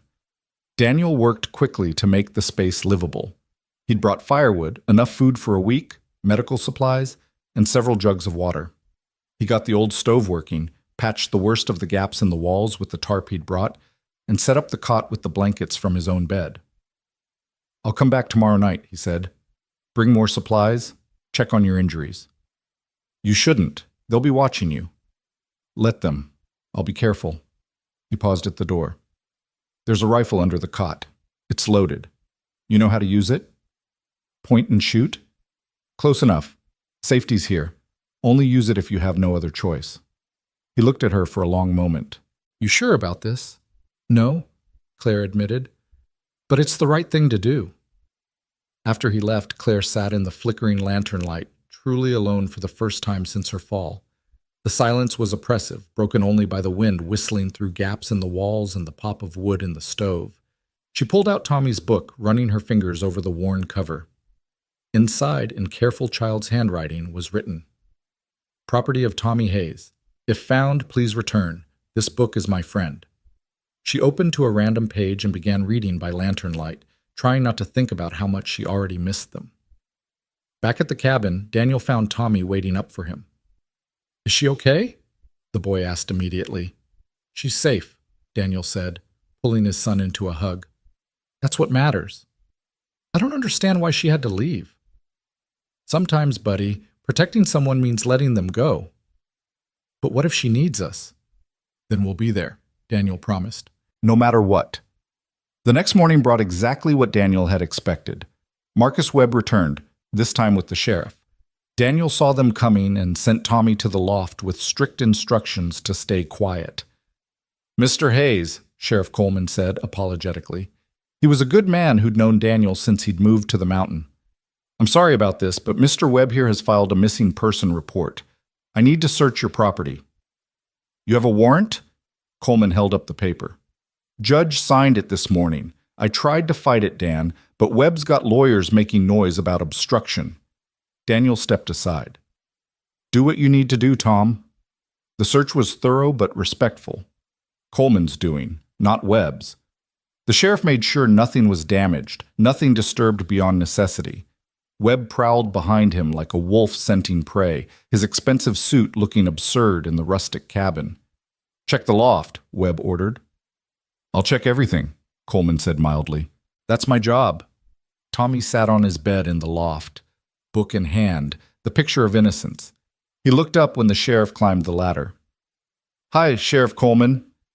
"Hey, Tommy, just need to look around a bit, okay?" "Are you looking for the lady?" Tommy asked with childlike directness.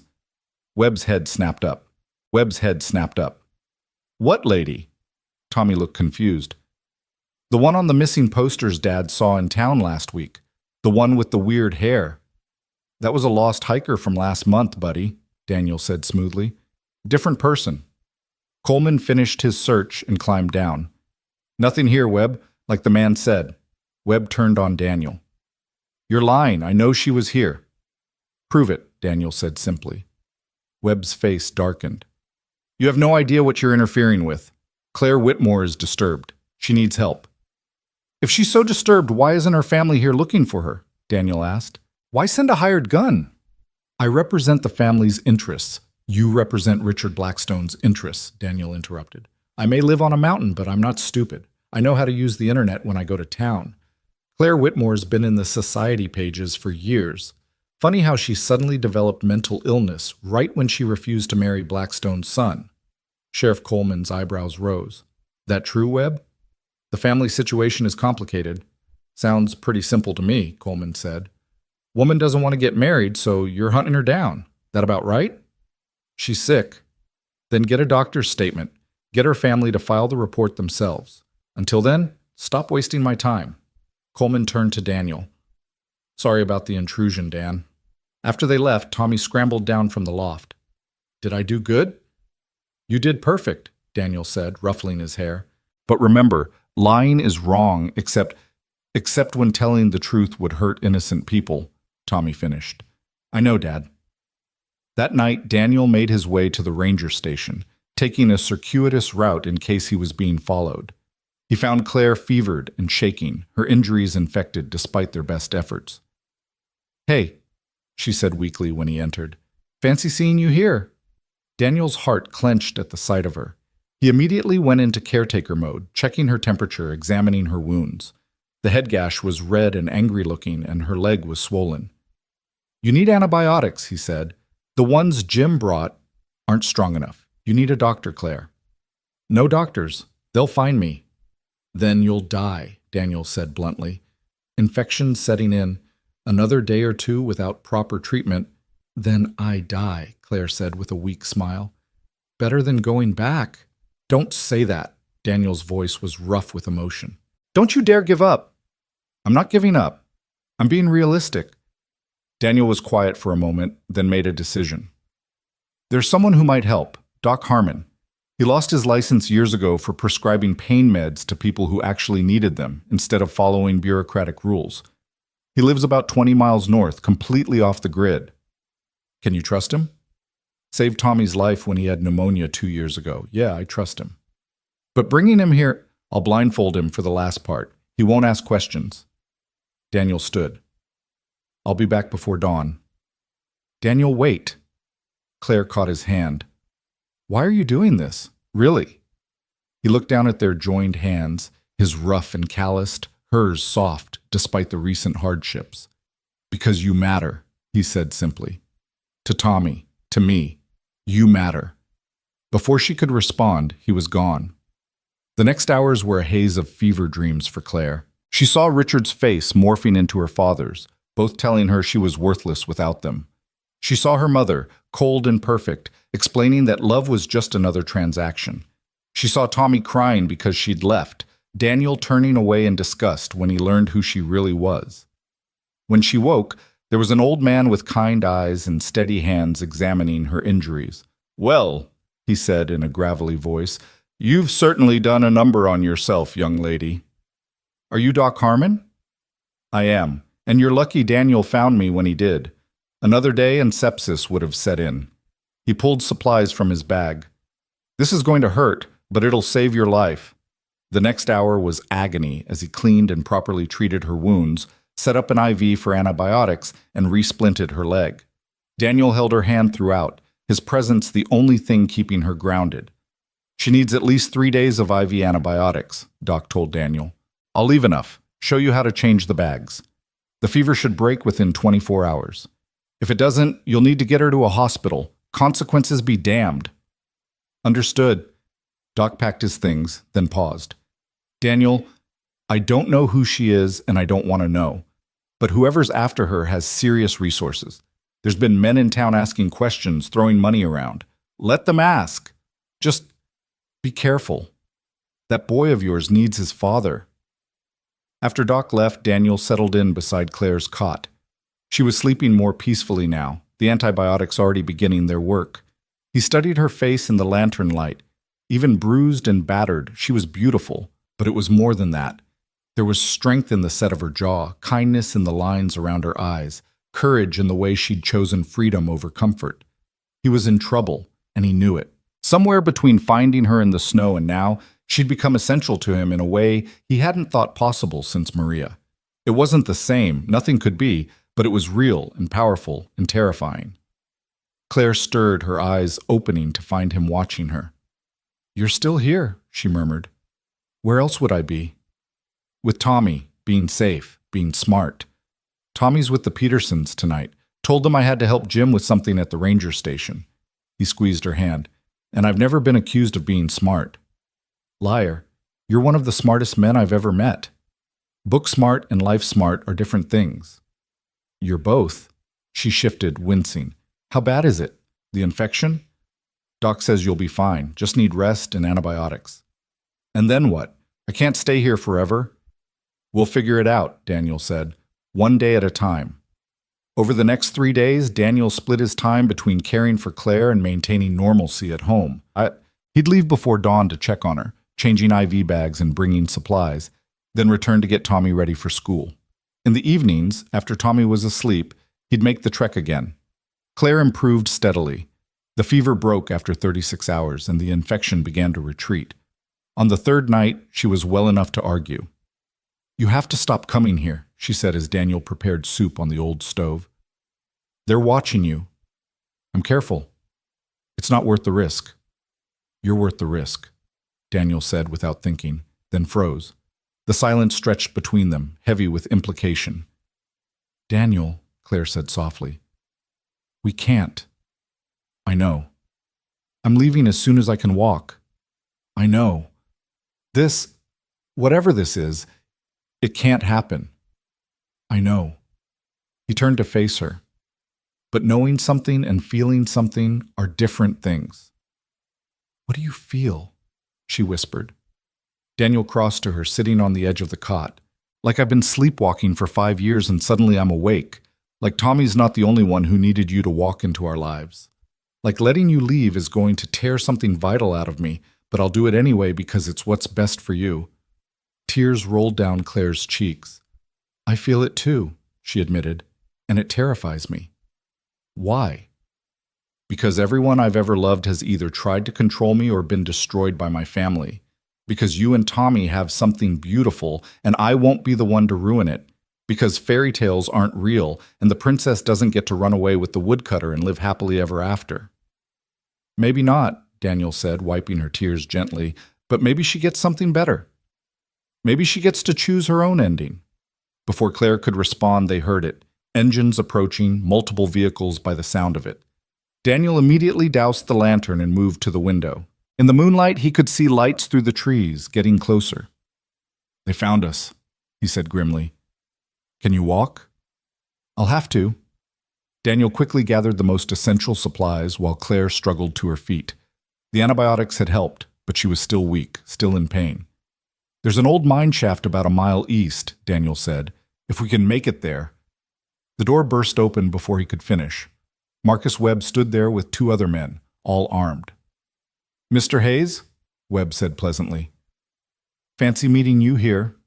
Daniel stepped in front of Claire. "This is private property." "Actually, it's government property, and I have permission to search for a missing person." Webb's smile was cold. "Hello, Claire. Your fiancé is very worried about you." "He's not my fiancé," Claire said, finding strength in her anger. "And I'm not going anywhere with you." "I'm afraid you don't have a choice." Webb nodded to his men. "Restrain Mr. Hayes." The men moved forward, but Daniel was ready. A lifetime of physical labor had made him strong, and desperation made him fierce. He took down the first man with a punch that would have felled a tree, but the second man had a taser. Daniel convulsed and dropped, and Claire screamed, "Stop! I'll come with you, just don't hurt him." "Wise choice," Webb said. He gestured to his men.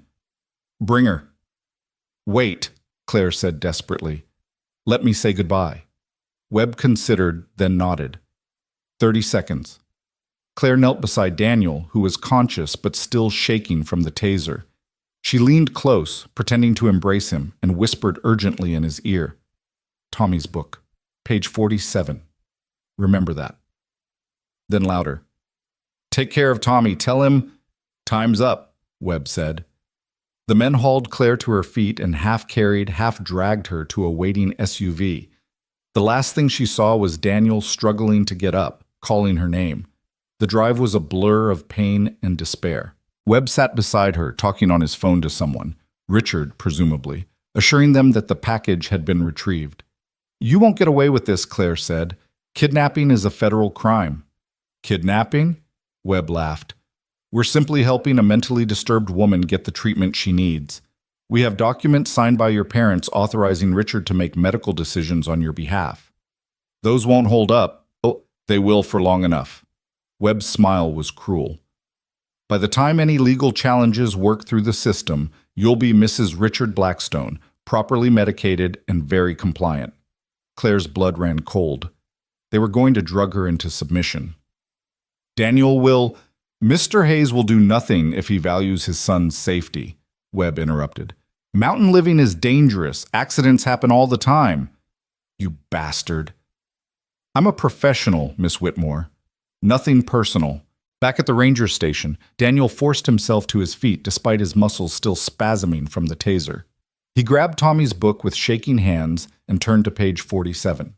There, in the margin of a story about survival against impossible odds, Claire had written in pencil, "Account number and password. Use it. Save Tommy. Live free." Below was a series of numbers and letters. Daniel stared at it, understanding what she'd done. She'd given him access to her money, or at least some of it, enough to disappear, to start over somewhere safe with Tommy. But that wasn't what she'd really given him. She'd given him permission to let her go, to choose his son over her. Daniel carefully tore out the page and put it in his pocket. Then he did what Claire wouldn't expect, what Webb wouldn't expect, what even he wouldn't have expected of himself a week ago. He went to war. First, he retrieved Tommy from the Petersons, telling them there was a family emergency. Then he drove to Jim Morrison's house and laid out everything: Claire's real identity, the kidnapping, Webb's threats. Jim listened without interrupting, then said, "What do you need?" "I need to get to Denver without being followed. I need someone to watch Tommy. And I need you to call every law enforcement contact you have." "The first two I can do. The third—" "Dan, these people have money and power." "They have Richard Blackstone's money and power," Daniel corrected. "But Claire Whitmore has her own. And more importantly, she has rights. She's being held against her will." "Can you prove it?" Daniel thought about the page in his pocket, about what Claire had given him. "Yes," he said. "I can prove everything." Jim studied him for a moment. "You love her." It wasn't a question, but Daniel answered anyway. "Yes." "Then let's go get her." The plan was simple in concept, complex in execution. Jim would take Tommy to his sister's house 2 towns over, somewhere safe and hidden. Daniel would use back roads to get to Denver, avoiding any surveillance. Once there, he'd go to the FBI, not local police who might be influenced by Blackstone money. "What if they don't believe you?" Tommy asked when Daniel explained he had to leave. "Then I'll make them believe," Daniel said, hugging his son tightly. "I'll bring her back, buddy. I promise." "Dad?" Tommy pulled back to look at him. "Is Claire going to be our family, for real?" Daniel didn't know how to answer that, so he said, "I hope so." The drive to Denver was the longest 4 hours of Daniel's life. Every car could be Webb's men, every police cruiser could be looking for him, but he made it, pulling into the federal building parking lot just as dawn was breaking. The FBI agents were skeptical at first. A mountain man claiming a billionaire heiress was being held against her will sounded like either a conspiracy theory or a shakedown attempt. But then Daniel showed them the bruises on Claire's body he'd photographed while treating her, the pattern clearly showing abuse.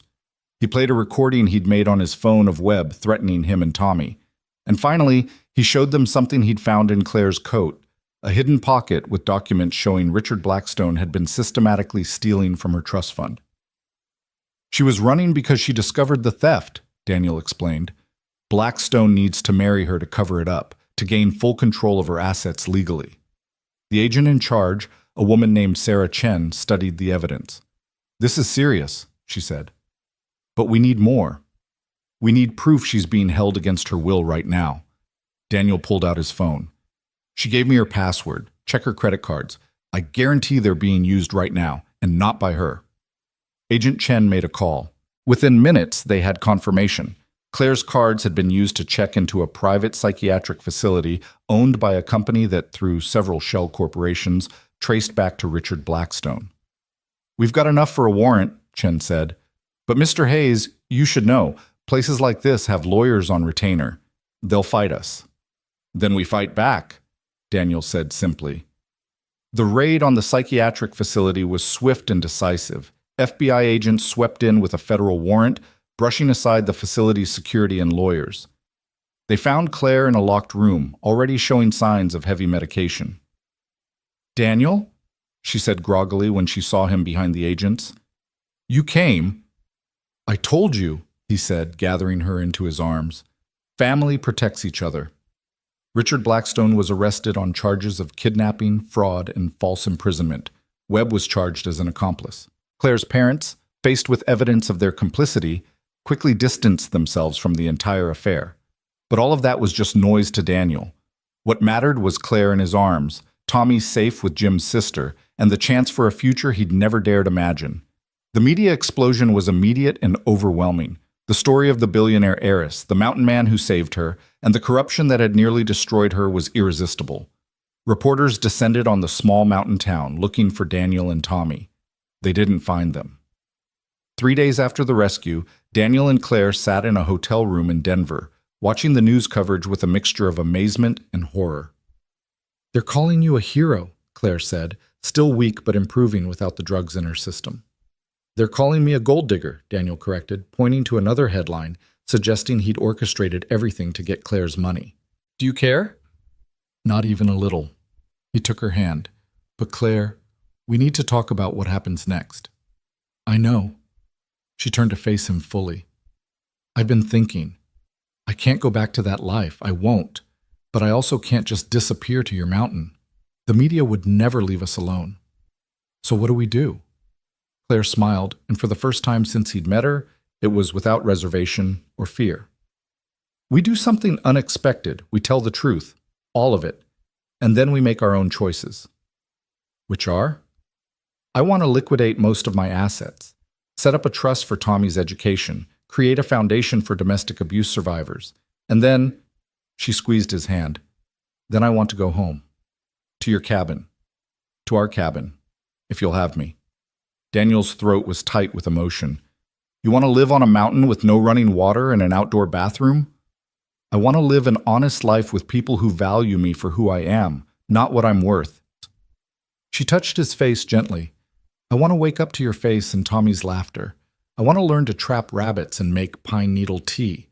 I want to choose love over money, substance over style, family over fortune." "Your family will disown you."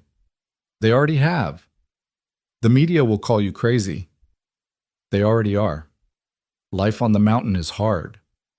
"Life without meaning is harder." Daniel kissed her then, pouring everything he couldn't say into the contact. When they pulled apart, both were crying.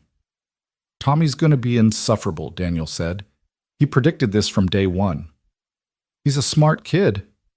He gets it from his father." "And his mother?" Claire said carefully. "Maria must have been extraordinary to raise such a wonderful boy, to inspire such loyalty in you." Daniel was quiet for a moment. "She was, and she would have liked you. She would have said you were exactly what Tommy and I needed." "I hope I can live up to that." "You already have."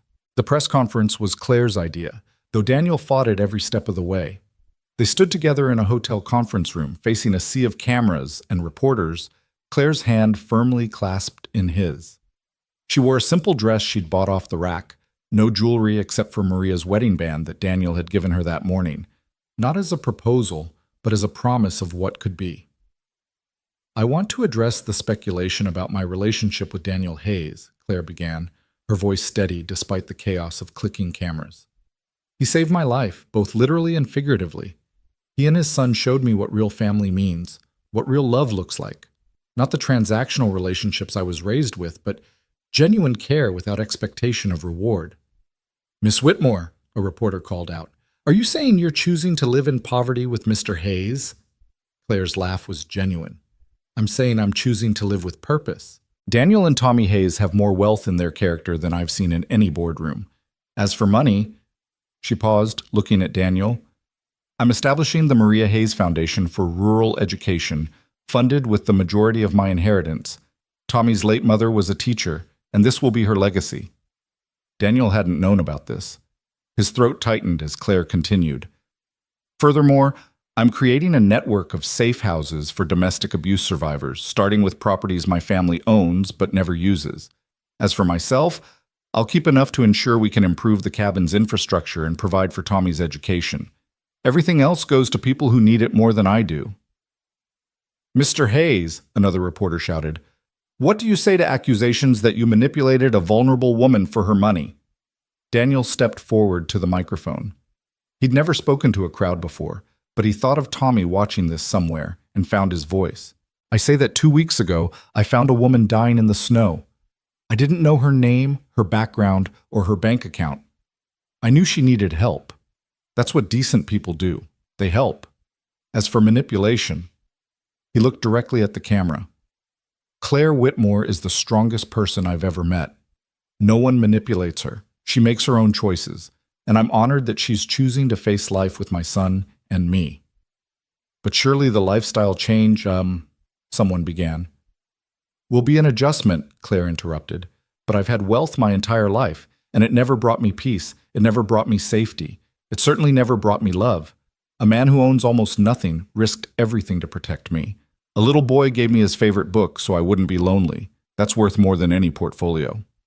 After the conference, they retreated to the hotel room where Tommy was waiting with Jim Morrison, watching everything on television. Did we do good? Tommy asked, launching himself at both of them. You did perfect, Claire said, catching him in a hug despite her still healing ribs. You're famous now. I don't want to be famous, Tommy said seriously. I just want us to go home. Home. The cabin that Claire had seen for less than a week total, yet it called to her more strongly than the mansion she'd grown up in. There's something else, Claire said, pulling back to look at both of them. My parents have agreed to sign papers legally disowning me, cutting all ties. It's what they want. I'm an embarrassment now, but it also means I'm free, completely free. I'm sorry, Daniel said, though he knew she wasn't. Don't be. I'm gaining more than I'm losing. She ruffled Tommy's hair. I'm gaining a real family. The trip back to the mountain was surreal. Reporters tried to follow, but Jim Morrison and his ranger colleagues made sure they got lost on the winding mountain roads. By the time Daniel's truck pulled up to the cabin, they were alone. Claire stood looking at the small structure, seeing it clearly for the first time without the haze of pain and fever. It was rough, certainly, primitive by any standard she'd known, but there was beauty in its simplicity, honesty in its construction. Second thoughts? Daniel asked, coming to stand beside her. No, she said firmly, but I do have some first thoughts about indoor plumbing. Daniel laughed. With what's left of your money, we can manage that. Solar panels for better electricity, too. Maybe even internet for Tommy's education. Will the neighbors accept me? Claire asked. I'm not exactly what they expected for you. The Petersons already invited us for dinner next week. Sarah asked if you'd help with the school fundraiser, and Doc Harmon sent word that you're officially his most interesting patient ever. Miss Claire, Tommy called from the doorway. Come see. Dad and I made your room while you were gone. They'd converted the small storage room into a bedroom, barely big enough for a bed and dresser, but clean and welcoming. There were wildflowers in a mason jar on the windowsill and a quilt that looked handmade on the bed. Mrs. Peterson made the quilt, Tommy explained. She said every mountain woman needs one. Claire traced the careful stitching, tears threatening. It's perfect. It's temporary, Daniel said from the doorway. Until what? Until they married? Until they built an addition? Until she realized this life was too hard and left? The unfinished sentence hung between them. Until it's not, Claire said simply. That first week was an adjustment for everyone. Claire learned the rhythm of mountain life, hauling water, keeping the fire going, cooking on a wood stove. Her hands, soft despite her recent ordeal, developed blisters from chopping wood. Her designer clothes were replaced with practical flannels and worn jeans from the general store. You're trying too hard, Daniel told her on the fourth day when he found her furiously scrubbing the floor. I need to contribute. You are contributing. You helped Tommy with his homework for 2 hours yesterday. You're teaching him about the world beyond this mountain. That matters more than clean floors. But Maria grew up doing this work. You didn't. Give yourself time to learn. That evening, Claire found a box in the storage room tucked behind old camping equipment. Inside were photographs. Maria and Daniel's wedding, Tommy as a baby, family moments frozen in time. Maria had been beautiful, with dark hair and a smile that seemed to light up every picture. You found them, Daniel said from behind her. I'm sorry, I wasn't snooping. It's okay. I should have shown you before. He sat beside her, picking up a photo of Maria holding infant Tommy. This was 2 weeks before her diagnosis. She was so happy that day. Tell me about her. So he did. He talked about Maria's laugh, her terrible cooking when they first married, her dedication to her students, her fierce love for Tommy. He talked until the sun set and the cabin grew dark except for the fire's glow. She would have liked you, he said finally. Even though I'm taking her place? You're not taking her place. You're making your own place. Maria would understand that. She'd want us to be happy. Claire leaned against his shoulder. Are you happy? Happier than I've been in 5 years, Daniel admitted, but also terrified. Why? Because I'm falling in love with you, and the last time I loved someone, I lost them. Claire turned to face him. I'm not going anywhere, Daniel Hayes. You're stuck with me. Even when the novelty wears off, when winter comes and you're tired of being cold and isolated? Even then. She kissed him softly. I've had everything money could buy. Now I want everything it can't. Their relationship deepened gradually, carefully. Daniel was respectful of her trauma with Richard, never pushing, always letting her set the pace. Claire, in turn, was mindful of Maria's memory, not trying to replace her but finding her own role in their small family. Tommy was the bridge between them, accepting Claire with the pure heart of childhood while keeping his mother's memory alive through stories and traditions. Mom always made special pancakes on Sundays, he told Claire one morning, with faces on them. I don't know how to make pancake faces, Claire admitted. I'll teach you, Tommy said excitedly. Dads are terrible, but don't tell him. I can hear you, Daniel called from outside. They laughed, and Claire realized this was what she'd been missing her entire life. Not just love, but lightness, the ability to find joy in small moments. The legal battles with Richard Blackstone continued in the background. Claire gave depositions via video call, testified remotely when necessary, but refused to return to Denver. Her lawyers, paid for with the money she'd kept, handled everything else. He's claiming you were having an affair with me before you ran, Daniel told her after one call with the lawyers. Says that's why you left. Let him claim whatever he wants. We know the truth. It doesn't bother you? What bothers me is that I wasted so many years trying to please people who saw me as property. She looked around the cabin, at Tommy doing homework, at Daniel mending fishing nets. This is real. Everything else is just noise. One day, a package arrived via Jim Morrison. Claire's mother had sent it, not directly, but through lawyers. Inside was Claire's grandmother's jewelry box and a note. These were meant for you regardless of circumstances. Claire opened the box to find not the ostentatious pieces she expected, but simple, elegant items. A pearl necklace, a gold locket, diamond earrings that were beautiful but not gaudy. My grandmother was different, Claire explained to Daniel. She married for love, not money. My grandfather was a school teacher. They only became wealthy later through investments and luck. She never forgot where she came from. Inside the locket was a picture of Claire as a baby and an inscription. True wealth is measured in love given and received. She would have loved this place, Claire said softly. Maybe that's where you get it from, Daniel suggested, the ability to see beyond surface things. Autumn arrived with a burst of color that took Claire's breath away.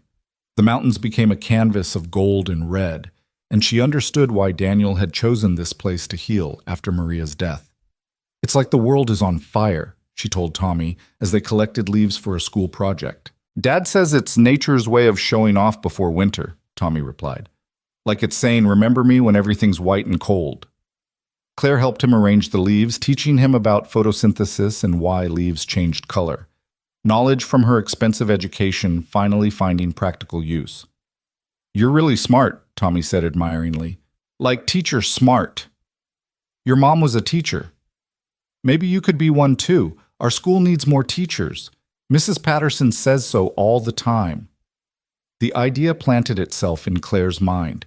She had a degree, though it was in business, not education. But she could get certified, could contribute to the community that had accepted her so readily. That evening, she brought it up to Daniel. "I want to be useful," she said. "Really useful, not just playing at being a mountain woman." "You are useful. I want to teach, Daniel. Help kids like Tommy, who are brilliant but isolated. Maybe use some of the foundation money to improve the school. Bring in technology. Connect them to the wider world without losing what makes this place special." Daniel studied her face, seeing the determination there. "It's a 2-hour round trip to the school. Roads are dangerous in winter. Then I'll learn to drive in snow. The pay is almost nothing. I don't need pay. I need purpose. The certification process, well, it's Daniel." She took his hands. "Stop trying to protect me from hard choices. I'm not fragile, not anymore." He pulled her close. "I know. That's what scares me. You're so strong now, you don't need us." "Need and want are different things," Claire said against his chest. "I don't need you to survive anymore. But I want you. Want this life. Want to build something beautiful with you and Tommy. That's so much more powerful than need." The first snow came early that year, catching them all by surprise. Claire woke to find the world transformed, every harsh edge softened by white. "Snow day!" Tommy shouted, jumping on her bed. They'd moved it to the main room near the stove as the storage room was too cold now. "What's a snow day?" Claire asked, though she was laughing at his enthusiasm. "No school. We get to play and drink hot chocolate, and Dad tells stories, and we stay warm by the fire all day." It was during that first snow day that Daniel proposed, not with a ring or grand gesture, but with simple words by the fire while Tommy slept. "Marry me," he said suddenly, looking at her across the room where she was reading one of his books. Claire looked up, startled. "What?" "I know it's too soon. I know you just got free from one man trying to force you into marriage. But Claire, I need you to know. I want you to be my wife, Tommy's mother. Not now if you're not ready. Maybe not ever if you don't want it. But I needed to say it, to put it out there." Claire set down her book and crossed to him. "Ask me again. Claire Whitmore, will you marry me? Not for money or status, or because anyone expects it, but because I love you and want to spend whatever time we have left on this earth together?" "Yes," she said simply. "But not as Claire Whitmore. She doesn't exist anymore, legally or emotionally. Ask Claire." "Just Claire?" "Just Claire. The woman you saved, who fell in love with you and Tommy, who wants nothing more than this life you've built." "Then just Claire. Will you marry Daniel Hayes, poor mountain man with a son and more baggage than assets?" "Yes." She laughed through tears. "Yes to all of it." They were married 2 weeks later in the Petersons' living room with Jim Morrison officiating. Apparently being a ranger came with that ability. Claire wore a simple dress from town, Daniel wore his only suit, and Tommy was the ring bearer with rings they'd bought from the general store. The ceremony was witnessed by a handful of neighbors who'd become friends. Doc Harmon gave Claire away, saying it was the least he could do for his most interesting patient. Mrs. Patterson cried. Sarah Peterson was the maid of honor, thrilled to be part of what she called the romance of the century. "Do you, Claire, take this man?" Jim began. "Just Claire," she corrected. "No last name." Jim smiled. "Do you, just Claire, take this man to be your lawfully wedded husband?" "I do." The reception was in the cabin, everyone crowding in with potluck dishes and homemade gifts. There was no fancy cake, just Mrs. Peterson's apple pie. No champagne, just Jim's homemade cider. No orchestra, just Robert Peterson's fiddle and stories told by firelight. "This is perfect," Claire told Daniel as they slow danced to the fiddle music, Tommy standing on their feet between them. "It's not what you dreamed of as a little girl," Daniel said. "No," Claire agreed. "It's better. It's real." That night, after everyone had left and Tommy was asleep, Daniel and Claire stood outside looking at the stars. countless and brilliant in the clear mountain air. No regrets? Daniel asked. Only one, Claire said. I wish I'd fallen down that mountain sooner. They laughed, the sound echoing through the pines. Inside, the fire crackled warmly. Tommy stirred in his sleep, mumbling something about pancakes. Their life was simple, some would say poor, but Claire knew better now. She was the richest woman in the world. The news of their marriage made headlines briefly. Billionaire heiress marries mountain man in cabin ceremony. But Claire and Daniel ignored it all. They had more important things to focus on, like Claire's teacher certification, improving the cabin for winter, and preparing for the custody hearing Richard's lawyers had vindictively initiated, claiming Daniel was an unfit father. Let them come, Daniel said grimly when they received the notice. I've been Tommy's sole parent for 5 years. No court will take him from me. They'll use me against you, Claire worried. Say you exposed him to danger by helping me. Then we'll fight back with truth.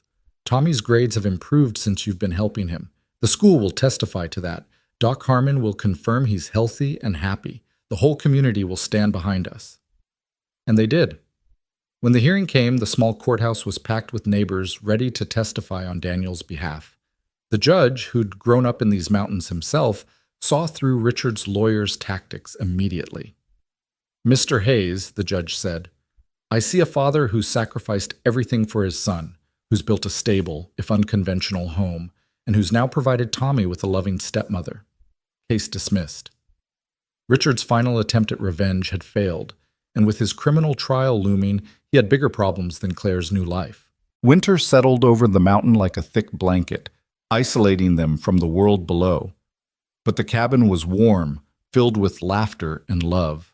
Claire learned to navigate the challenges, frozen water pipes, snowdrifts blocking the door, the generator failing during a blizzard. You're tougher than you look, Daniel told her one morning, after she'd helped him fix the generator in sub-zero temperatures. I had good teachers, she replied, kissing his frostbitten cheek. Tommy thrived with Claire's help in his education. She taught him about art, history, science beyond his textbooks.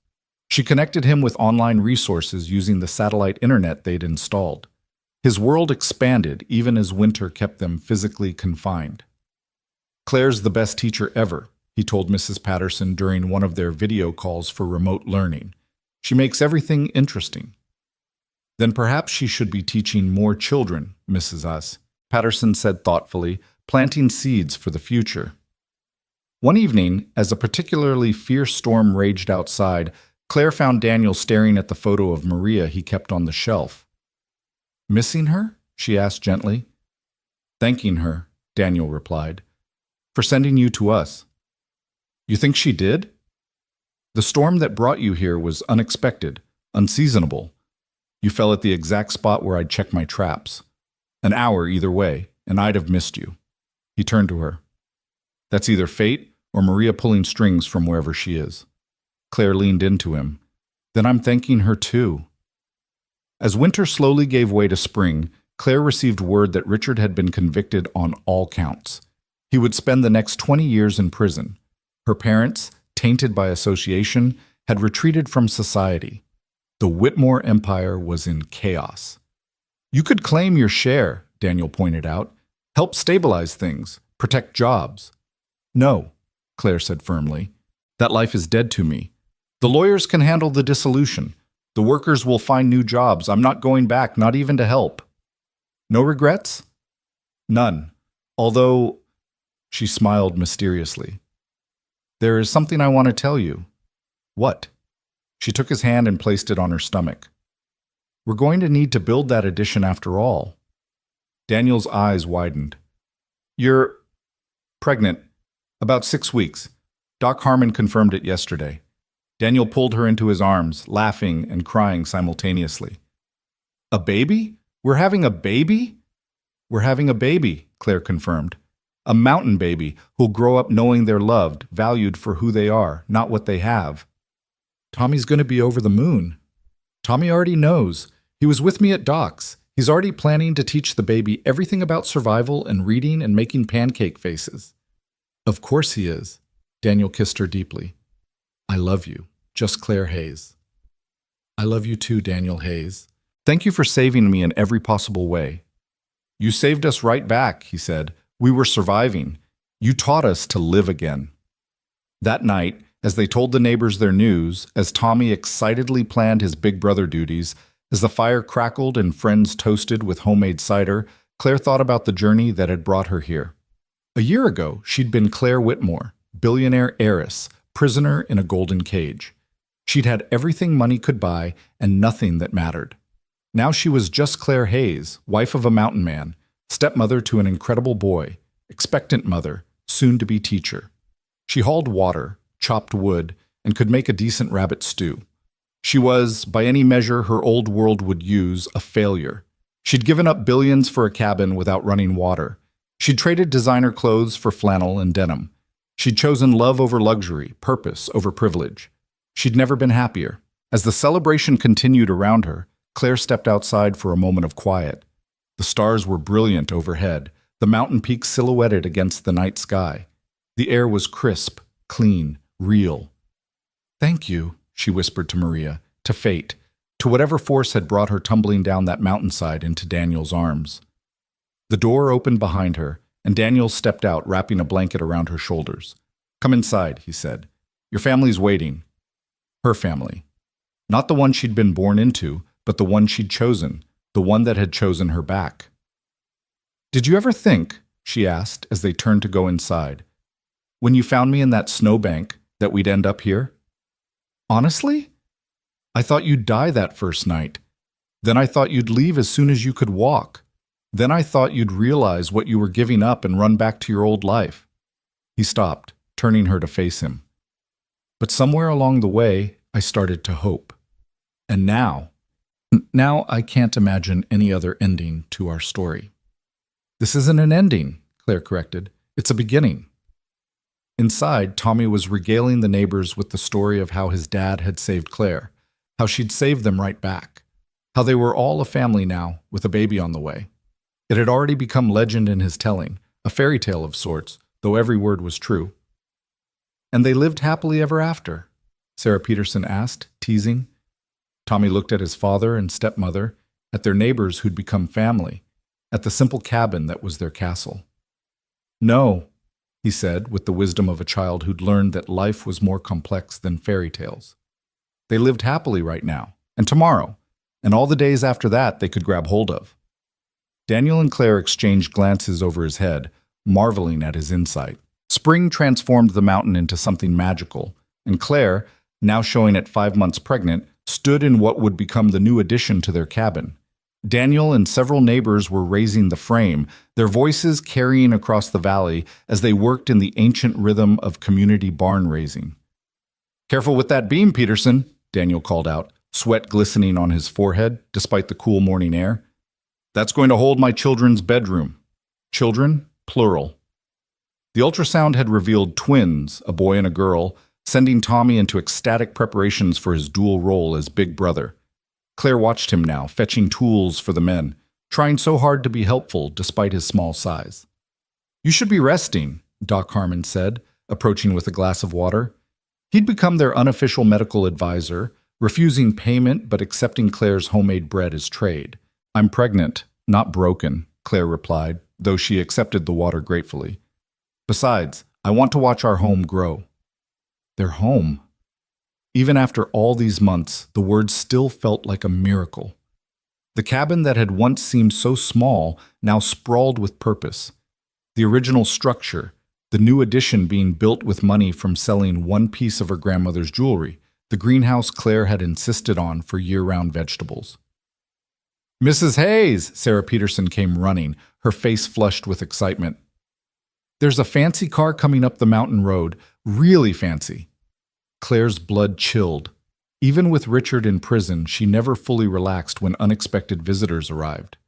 Daniel must have sensed her tension because he immediately climbed down from the frame, hammer still in hand. "Tommy, take Sarah inside," he said quietly. His son obeyed without question, recognizing the tone. They waited, Daniel's hand finding Claire's, as a black Mercedes navigated the rough road with obvious difficulty. When it finally stopped, Claire gasped.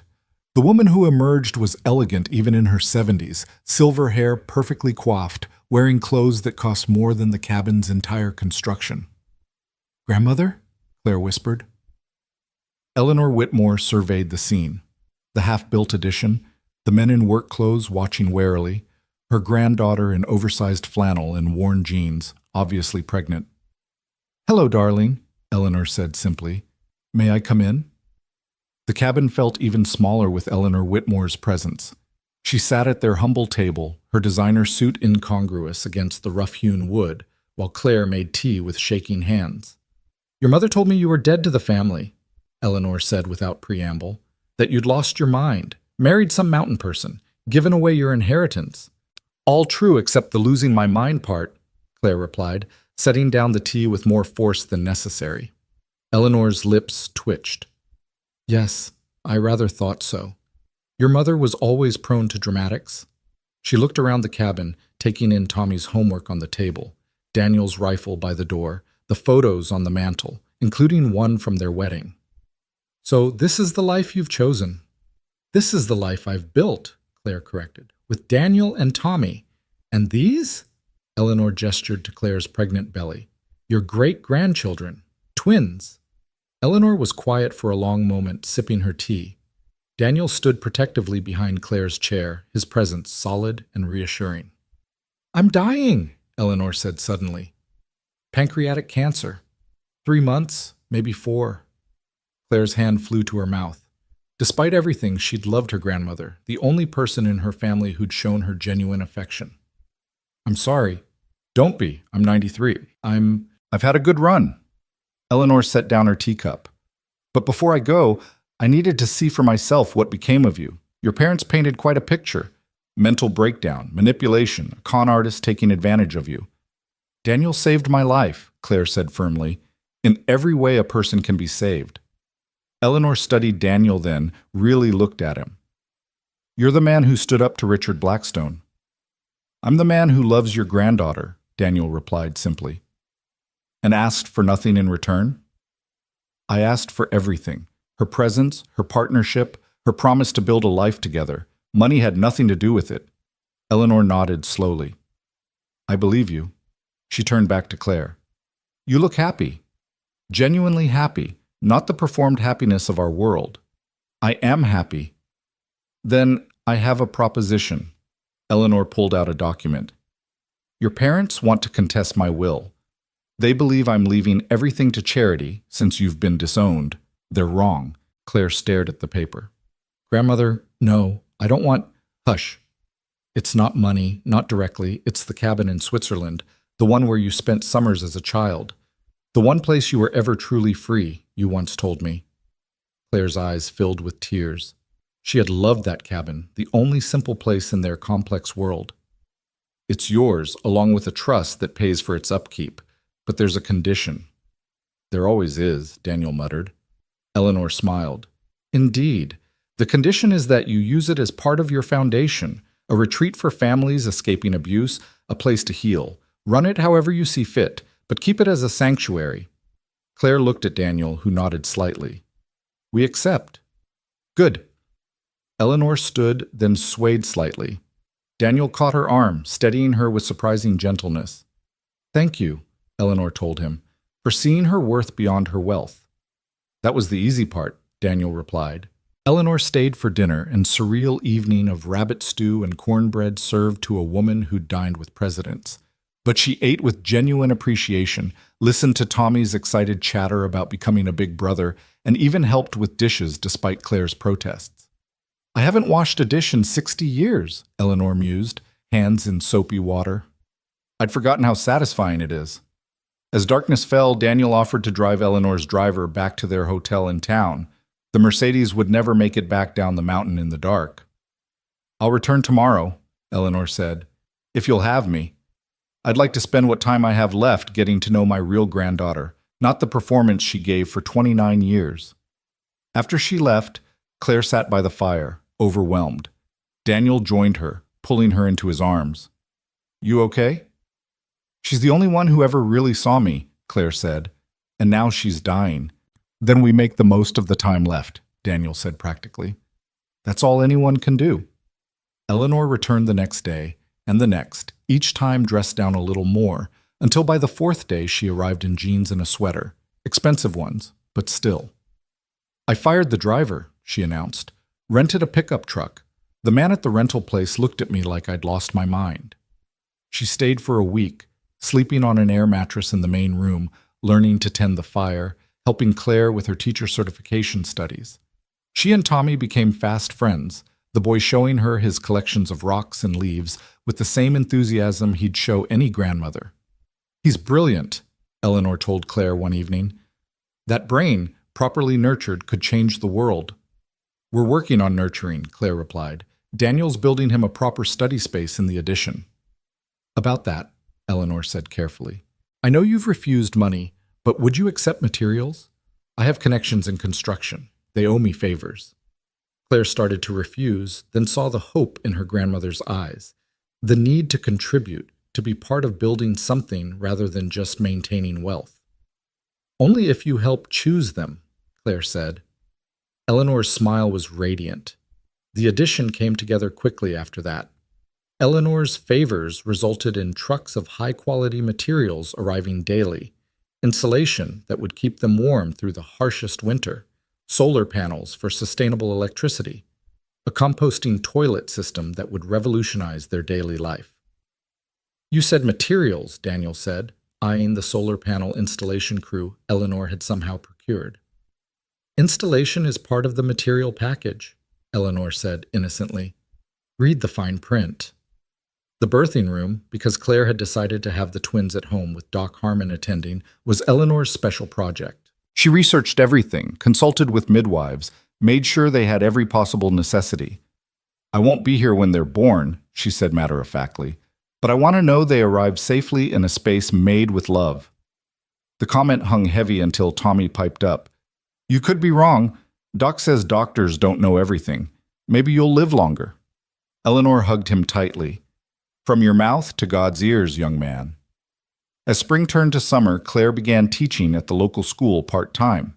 Her certification rushed through thanks to Mrs. Patterson's advocacy and the desperate need for qualified teachers. Her classroom was a mix of ages and abilities, but she loved the challenge. Mrs. Hayes makes learning fun, one student told their parent, who then told everyone at the general store. Soon, Claire had requests for after-school tutoring, which she conducted at the cabin. The small home became a hub of learning, with children sprawled on the floor doing homework, while Daniel worked on the addition and Eleanor told stories of her travels. You've built something special here, Eleanor observed one evening, watching Claire help 3 different children with 3 different subjects, while Daniel cooked dinner and Tommy read to a younger student. We've built a family, Claire corrected, an unconventional one, but a family nonetheless.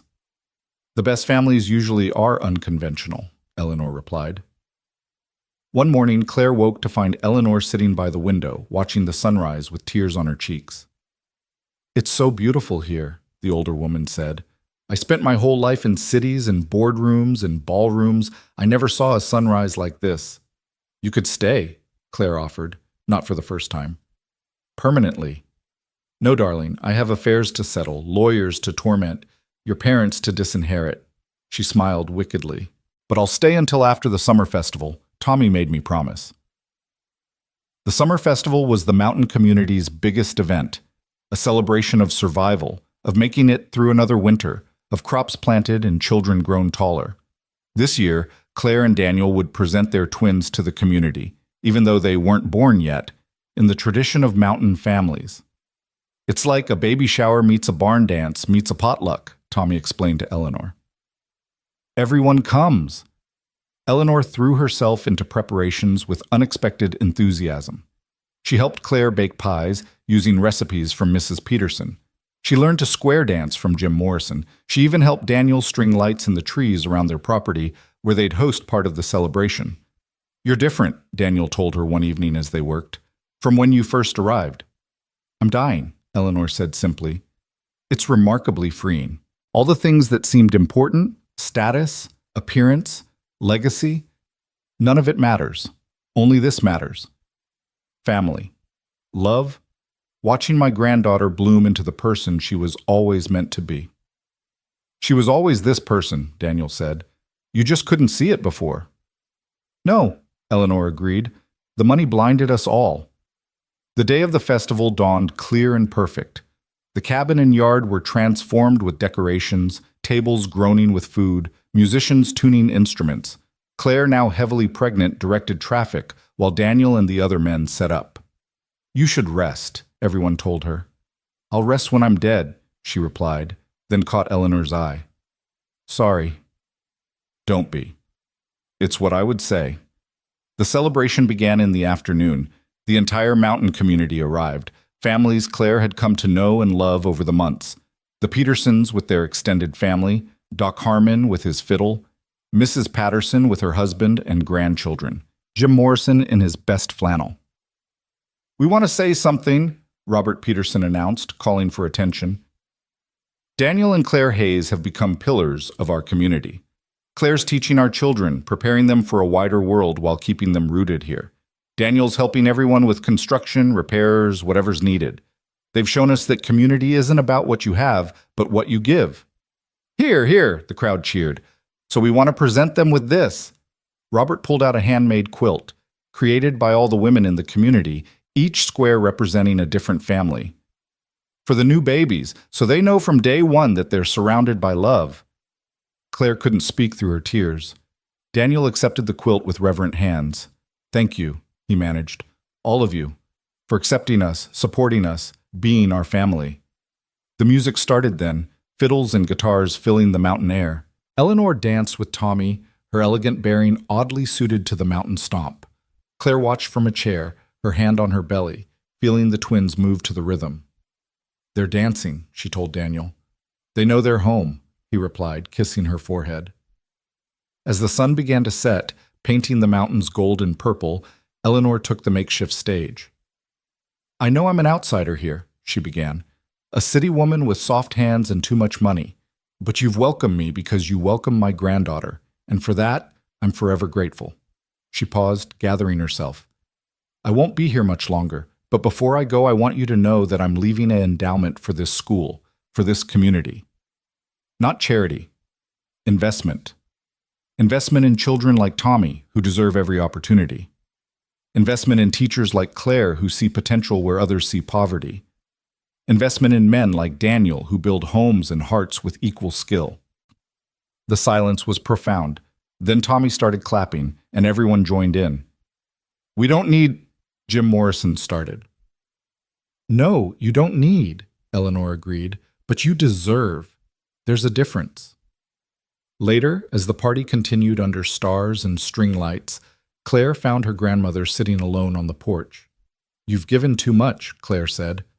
I've given barely a fraction of what I have. And it's not giving, it's returning. Wealth should flow, not stagnate. Your parents never understood that. Have you told them? About the will changes? Eleanor's smile was sharp. Tomorrow. I'm meeting them in Denver tomorrow. They think I'm coming to discuss reinstating you. They're in for a surprise. Be gentle, Claire said, though she didn't mean it. I'll be honest. That's harder for them to bear than cruelty. Eleanor left the next morning, her rented pickup loaded with preserves from Mrs. Peterson, Tommy's artwork, and a small wooden box Daniel had carved for her. For your medications, he'd said gruffly, so you have something beautiful to look at. She'd hugged him then, this woman who never showed physical affection, and whispered, take care of them. With my life, he'd promised. 2 days later, Claire received a call. Not about Eleanor's meeting with her parents, but from the hospital. Eleanor had collapsed in the hotel. She was asking for Claire. Daniel drove like a man possessed, making the trip to Denver in half the time it should have taken. They arrived to find Eleanor in a private room, looking small and fragile in the hospital bed. Don't look so tragic, she said weakly. I got to see you happy. That's more than I hoped for. Grandmother, your parents were here. I told them everything. They're furious, but impotent. The papers are signed, filed, irreversible. She smiled. Your mother actually stamped her foot like a child, 61 years old and stamping her foot. I don't care about them. Good. Don't waste energy on those who choose blindness. Eleanor reached for Claire's hand. The twins, promise me you'll name one Eleanor if it's a girl. The girl will be Eleanor Maria, Claire said, after the two women who taught me about love. Eleanor's eyes filled. And the boy? Thomas Daniel, after his father and brother. Perfect. Eleanor's breathing was labored now. Daniel, come here. Daniel approached the bed, taking Eleanor's other hand. You saved her, Eleanor said. But more than that, you loved her without trying to change her. That's rare. She was perfect already, Daniel said simply. Just needed to be seen. Eleanor smiled. Tommy? The boy climbed carefully onto the bed, curling against the dying woman's side. You're going to be an amazing big brother, Eleanor told him, and an amazing man. Be like your father, strong and gentle in equal measure. I will, Tommy promised solemnly. Will it hurt, dying? No, sweetheart. It's like going to sleep after the most wonderful day. She died that night, holding Claire's hand while Daniel held Claire and Tommy slept in the chair beside them. Her last words were, "Thank you for the sunrise." The funeral was a battle. Claire's parents wanted a society affair, all pomp and circumstance. Claire wanted something simple, meaningful. In the end, Eleanor's lawyer produced a letter with explicit instructions: cremation, ashes to be scattered on the mountain where she'd spent her last good days. She can't be serious, Claire's mother had said, looking at Claire for the first time in months. Our mother, scattered in the wilderness like some hippie? Your mother, Claire corrected. My grandmother. And yes, that's exactly what she wanted. They held the memorial at the cabin. Half the mountain community came, not because they'd known Eleanor long, but because she'd become one of theirs in the end. Jim Morrison spoke about transformation. Mrs. Patterson read a poem Eleanor had loved. Tommy sang a song he'd learned at school about going home. As they scattered her ashes in the meadow behind the cabin, where wildflowers bloomed in riotous color, Claire felt the first contraction.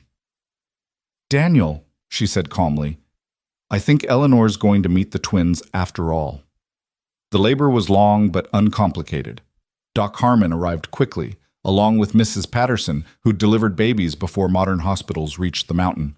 Daniel never left Claire's side, breathing with her, supporting her, whispering encouragement when she thought she couldn't continue.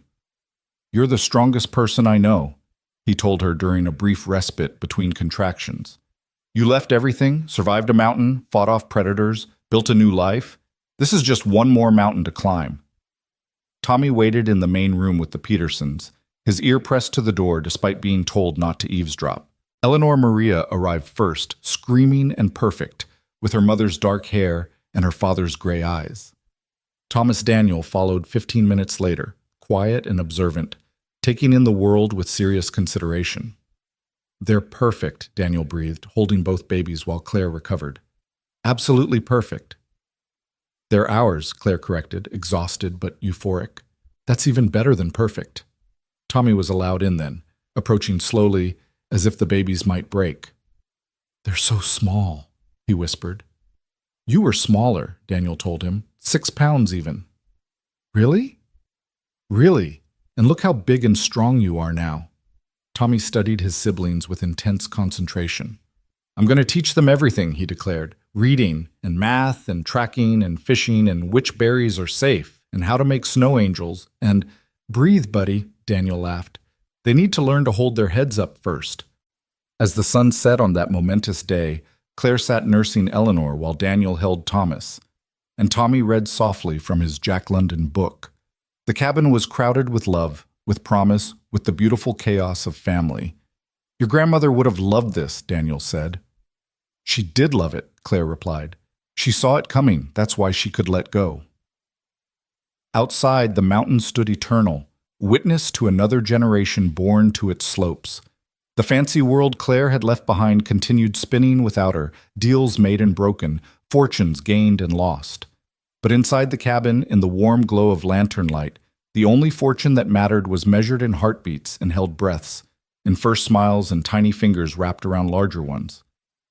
We did it, Claire told Daniel that night as they lay with the twins between them, Tommy asleep in his loft above. We actually did it. Did what? Built a life. A real life, not a performance or an expectation. Something true. Daniel kissed her gently. We're just getting started. These two are going to turn everything upside down. Good, Claire said. The best things usually do. A year later, the cabin had evolved into something unrecognizable from the simple structure where Daniel had first brought Claire. The addition was complete. 3 bedrooms, a real bathroom with Eleanor's composting toilet system, a mudroom for winter gear. Solar panels provided consistent electricity. The greenhouse produced vegetables year-round. Claire's teaching had expanded too. She now ran an after-school program funded by Eleanor's endowment, bringing technology and broader education to mountain children while respecting their roots.